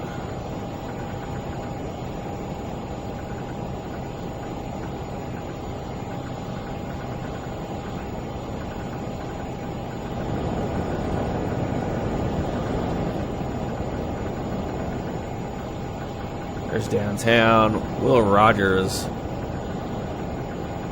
Probably going to be out in this area somewhere. Yep, there it is. There's runway 13 there, 17 right, 17 left, terminal.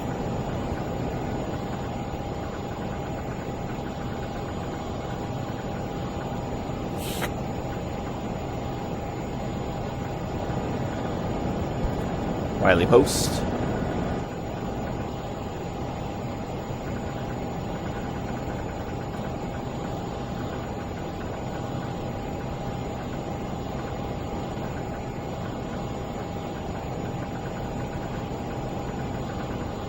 Let's take a quick peek on the flight radar there to make sure I'm not flying right through someone trying to do an approach into Will Rogers. Fortunately, I think it's early enough back there in the States that probably not too many people online right now.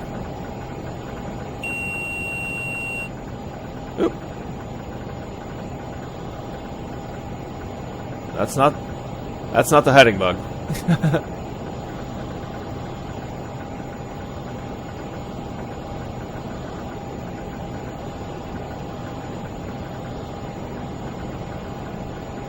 OKC, there's the, I guess the Paycom Center now.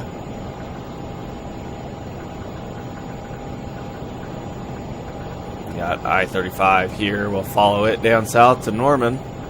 There's Tinker Air Force Base over here. Got the ballpark. So cool. It's incredible how graphics have come along with the dumb Skydance bridge or whatever. Like even on my computer, like this, like it all looks kind of smudged and stuff. But I mean, yeah, 10 years ago, could you imagine?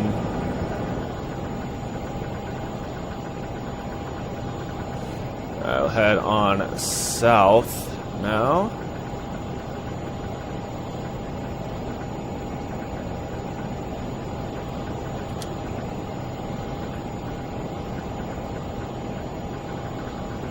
Final approach course is 177 for the ILS.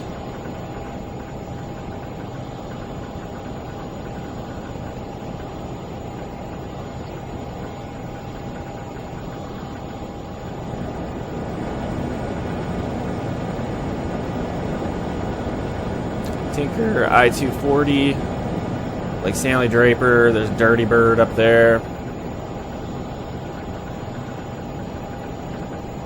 Go ahead and drop it down to 3,500.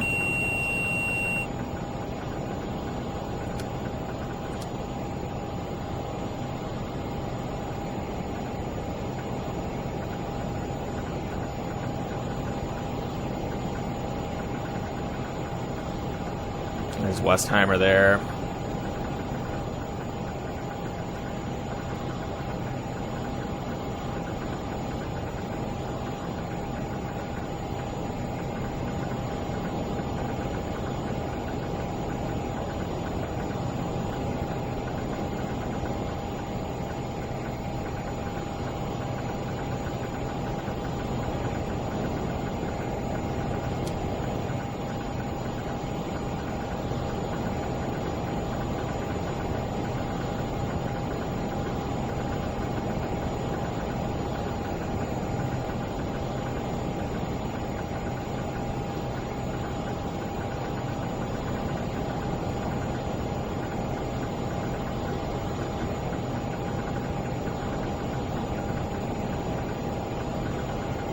Got the airport there, big shopping district over here. That's probably the Embassy Suites, and that's campus. It's probably the stadium.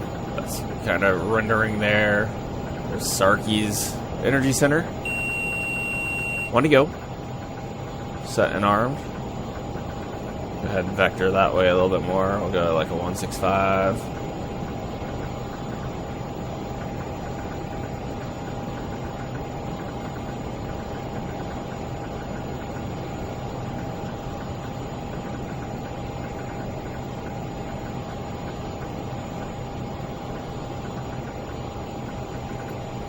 Westheimer traffic, FERDA 19 is 4,000, ascending 3,500, just about a mile to the west of the field. We'll do a VFR kind of circle of Norman, then come back in for initial runway 18 Westheimer.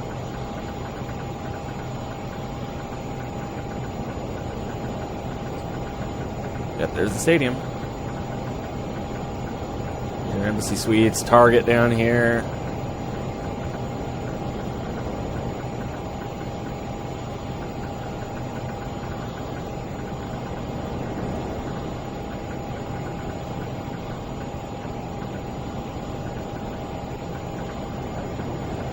Westwood Park Golf Course. There's Norman High, my high school. The Harv Collins Field. So cool.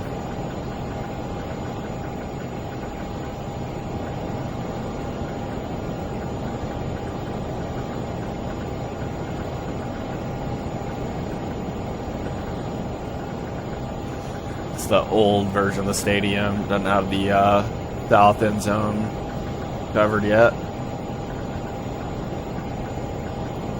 The Lloyd Noble Center, Weather Center down there. There's dorms.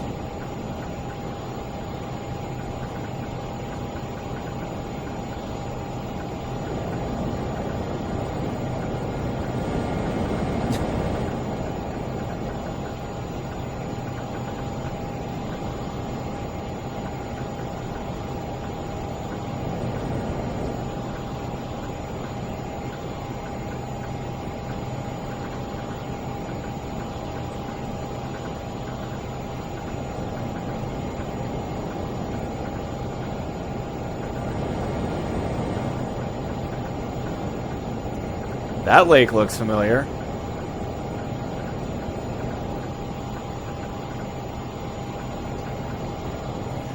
See, like 50%. I should be like down. Man, probably 160.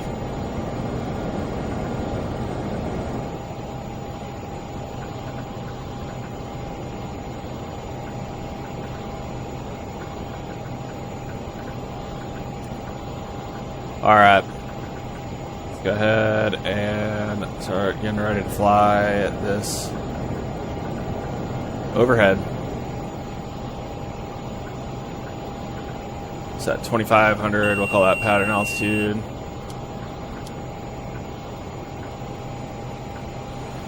Lined right up for 3.5 at Tinker, so let's go ahead and bring it back to the left a little bit.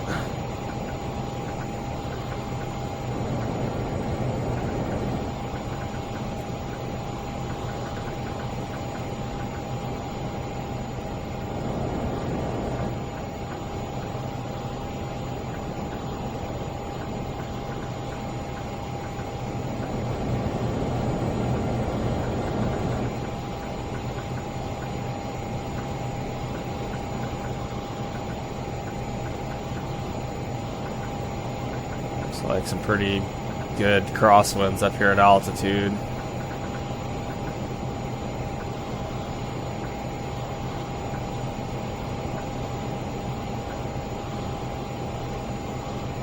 Good capture.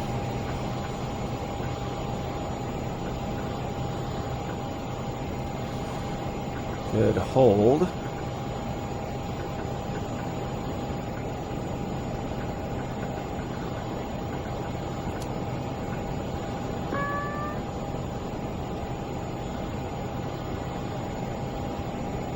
Kick the autopilot off.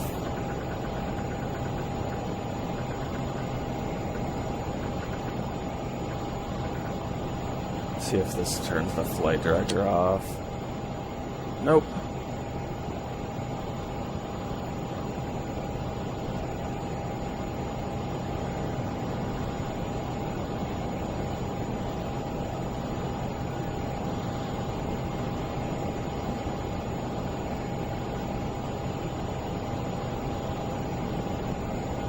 Westheimer traffic, FERDA 19 is 3 miles north of the field for initial runway at 18. Westheimer.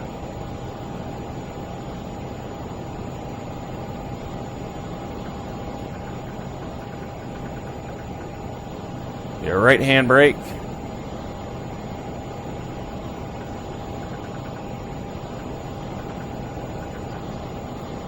Hundred low, correcting.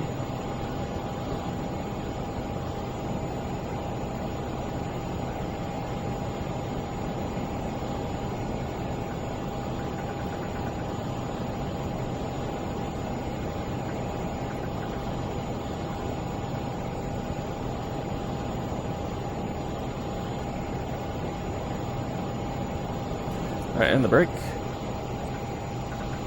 Back to idle, trimming like a mofo.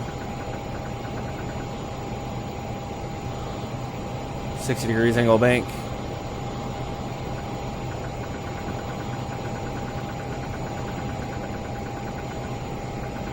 Too much trim.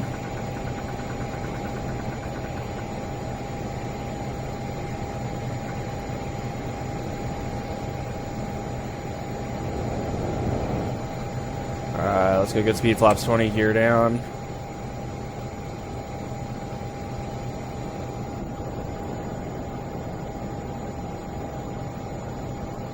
Let's arm the TRs.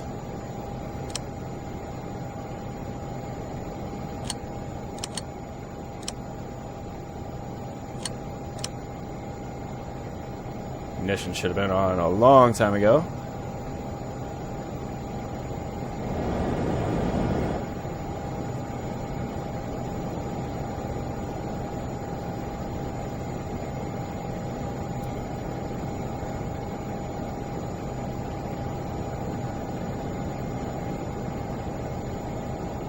Okay, 3.5 miles. Go ahead and right base it.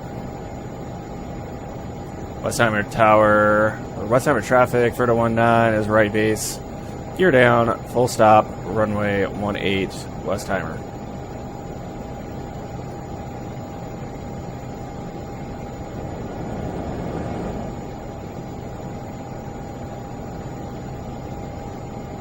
Say probably 130 is a good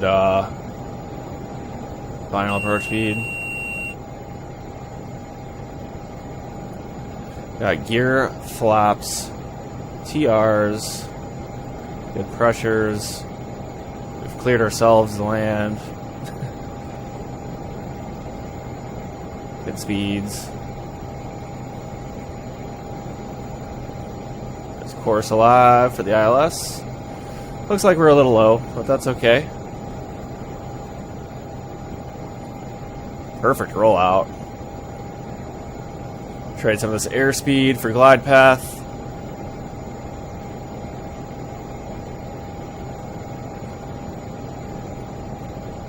There's red over white.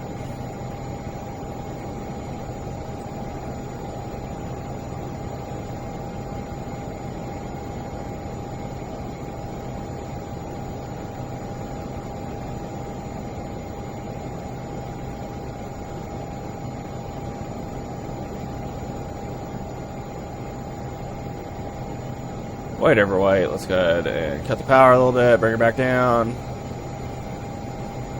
Should have been checking my VSI a little bit better. Back on glide path.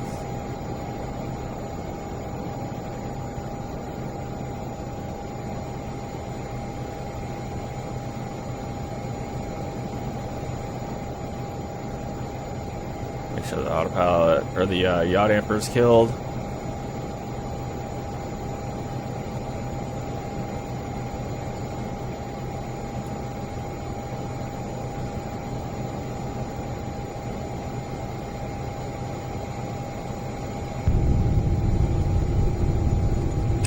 Good spoiler.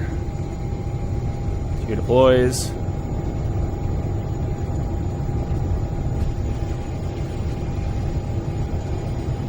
On the brakes at 100.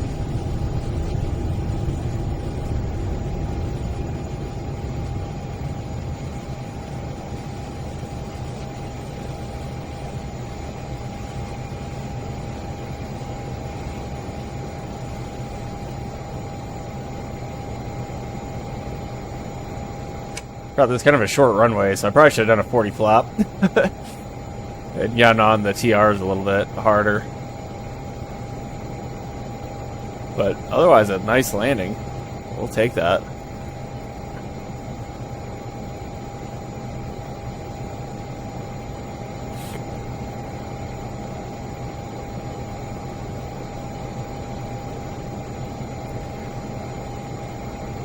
West Harbor traffic, FERDA 19 is clear, runway 18 at Alpha, taxiing to parking via Alpha, crossing 21.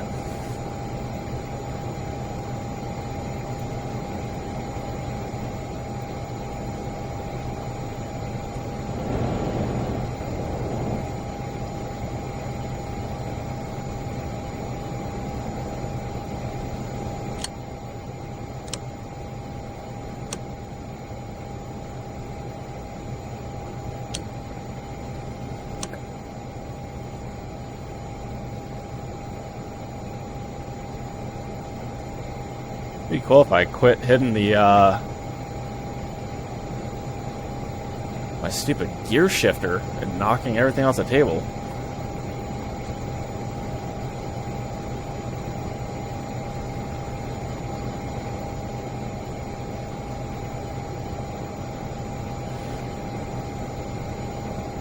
On the stalls, like I said, we should get a master warning there. The radio altimeter, for the weather radar.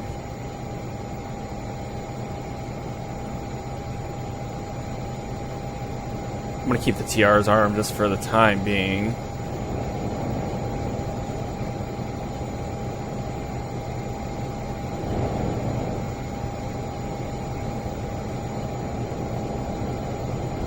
Just to kind of show I plan to show you guys the clamshell reversers.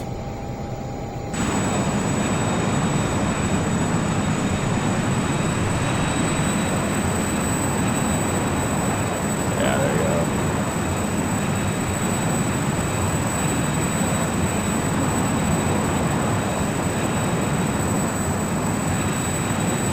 Show the spoilers. Those little dinky guys there.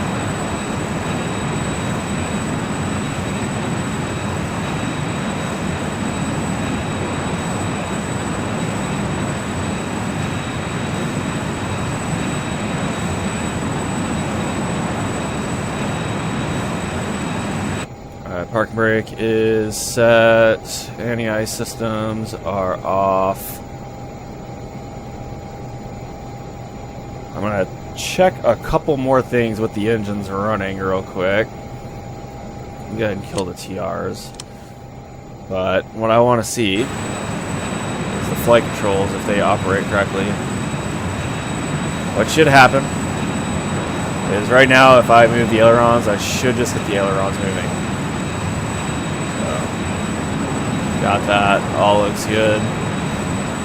But if I go flaps all the way down, I should, thanks fire truck, What should happen now if I'm with the ailerons, I should get the spoiler to come up. So I'm going to go right wing, or sorry, I'm going to go left wing down, so left aileron. I should get the aileron to come up, and then I should also get the spoiler to come up as well. Nice. That's accurately modeled. That's what we call a spoiler on the. Go ahead and bring those back up. Actually, let's put it back down. Because another pre-flight check that we do is the spoiler on check. So what you do here is I'm going to hold the spoiler reset button. I'm going to hold it, and then I'm going to move the stick to the left, and I should get an AUG AIL light here. And what that's going to tell me is that with, like, it should be in the spoiler on mode, but by holding this switch, that spoiler is not going to deflect up. And I should get that light basically telling me that the spoiler on AUG, or aileron augmentation is not working. So I'm going to hold that, and I'm going to push the stick to the left. There it is, AUG AIL. Nice. And now I'm going to get to the right, and it should come on at about the same stick deflection. It should be 6 degrees. Yep, there it is. Nice. That's accurately modeled. Another pre-flight check we do, or pre-takeoff check, is the fuel control governor check. So these fuel computers down here, I'm going to turn one at a time off. And what should happen is my turbine speed should increase slightly. And then I'm going to push the throttle up a little bit. And I shouldn't get any runaway. Like the throttle shouldn't, or the N2 shouldn't run away on me. So it increased slightly. That's accurate. I'm going to push it up about 15%, so about 73 N2.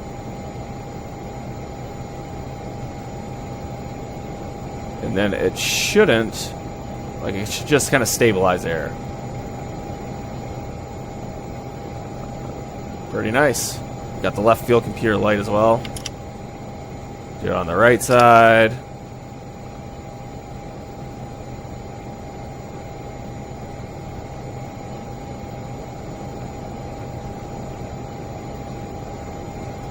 $73. Nice. No runaway. Cool. Turn cabin air off. Make sure we're depressurized. Looks like we are. Go ahead and kill the motors.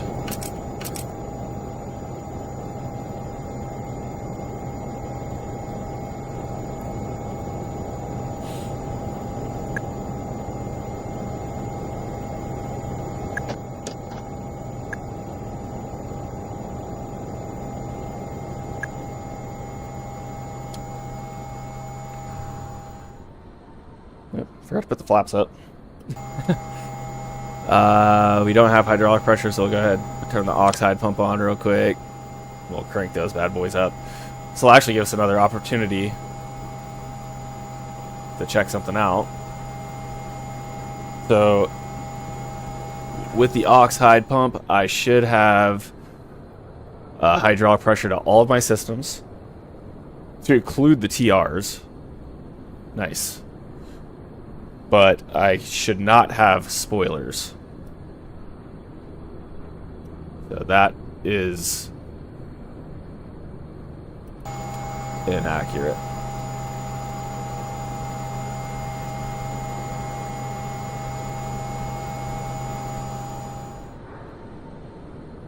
Let's see, maybe if I bleed them.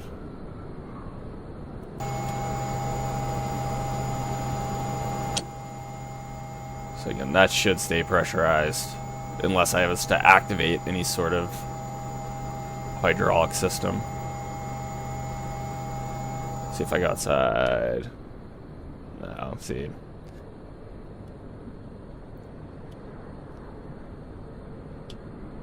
That's not accurately modeled. If I have 0 hydraulic pressure, I should, in theory, have no TRs.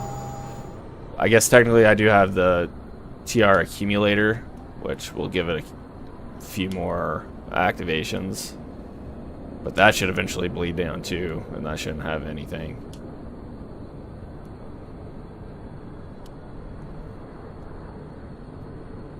I'm still getting...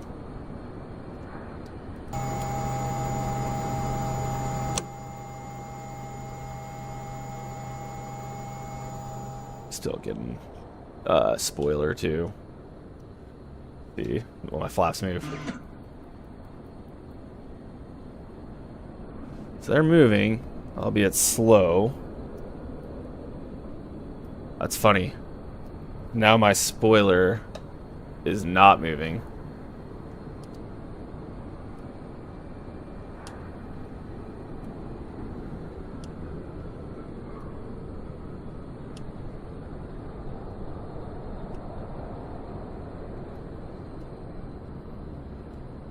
Yeah, so it seems as though the hydraulic system could still use a little work.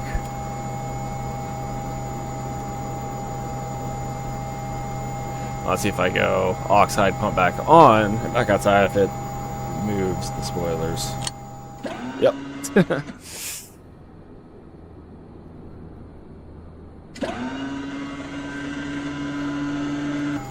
Okay, well, I'd say that's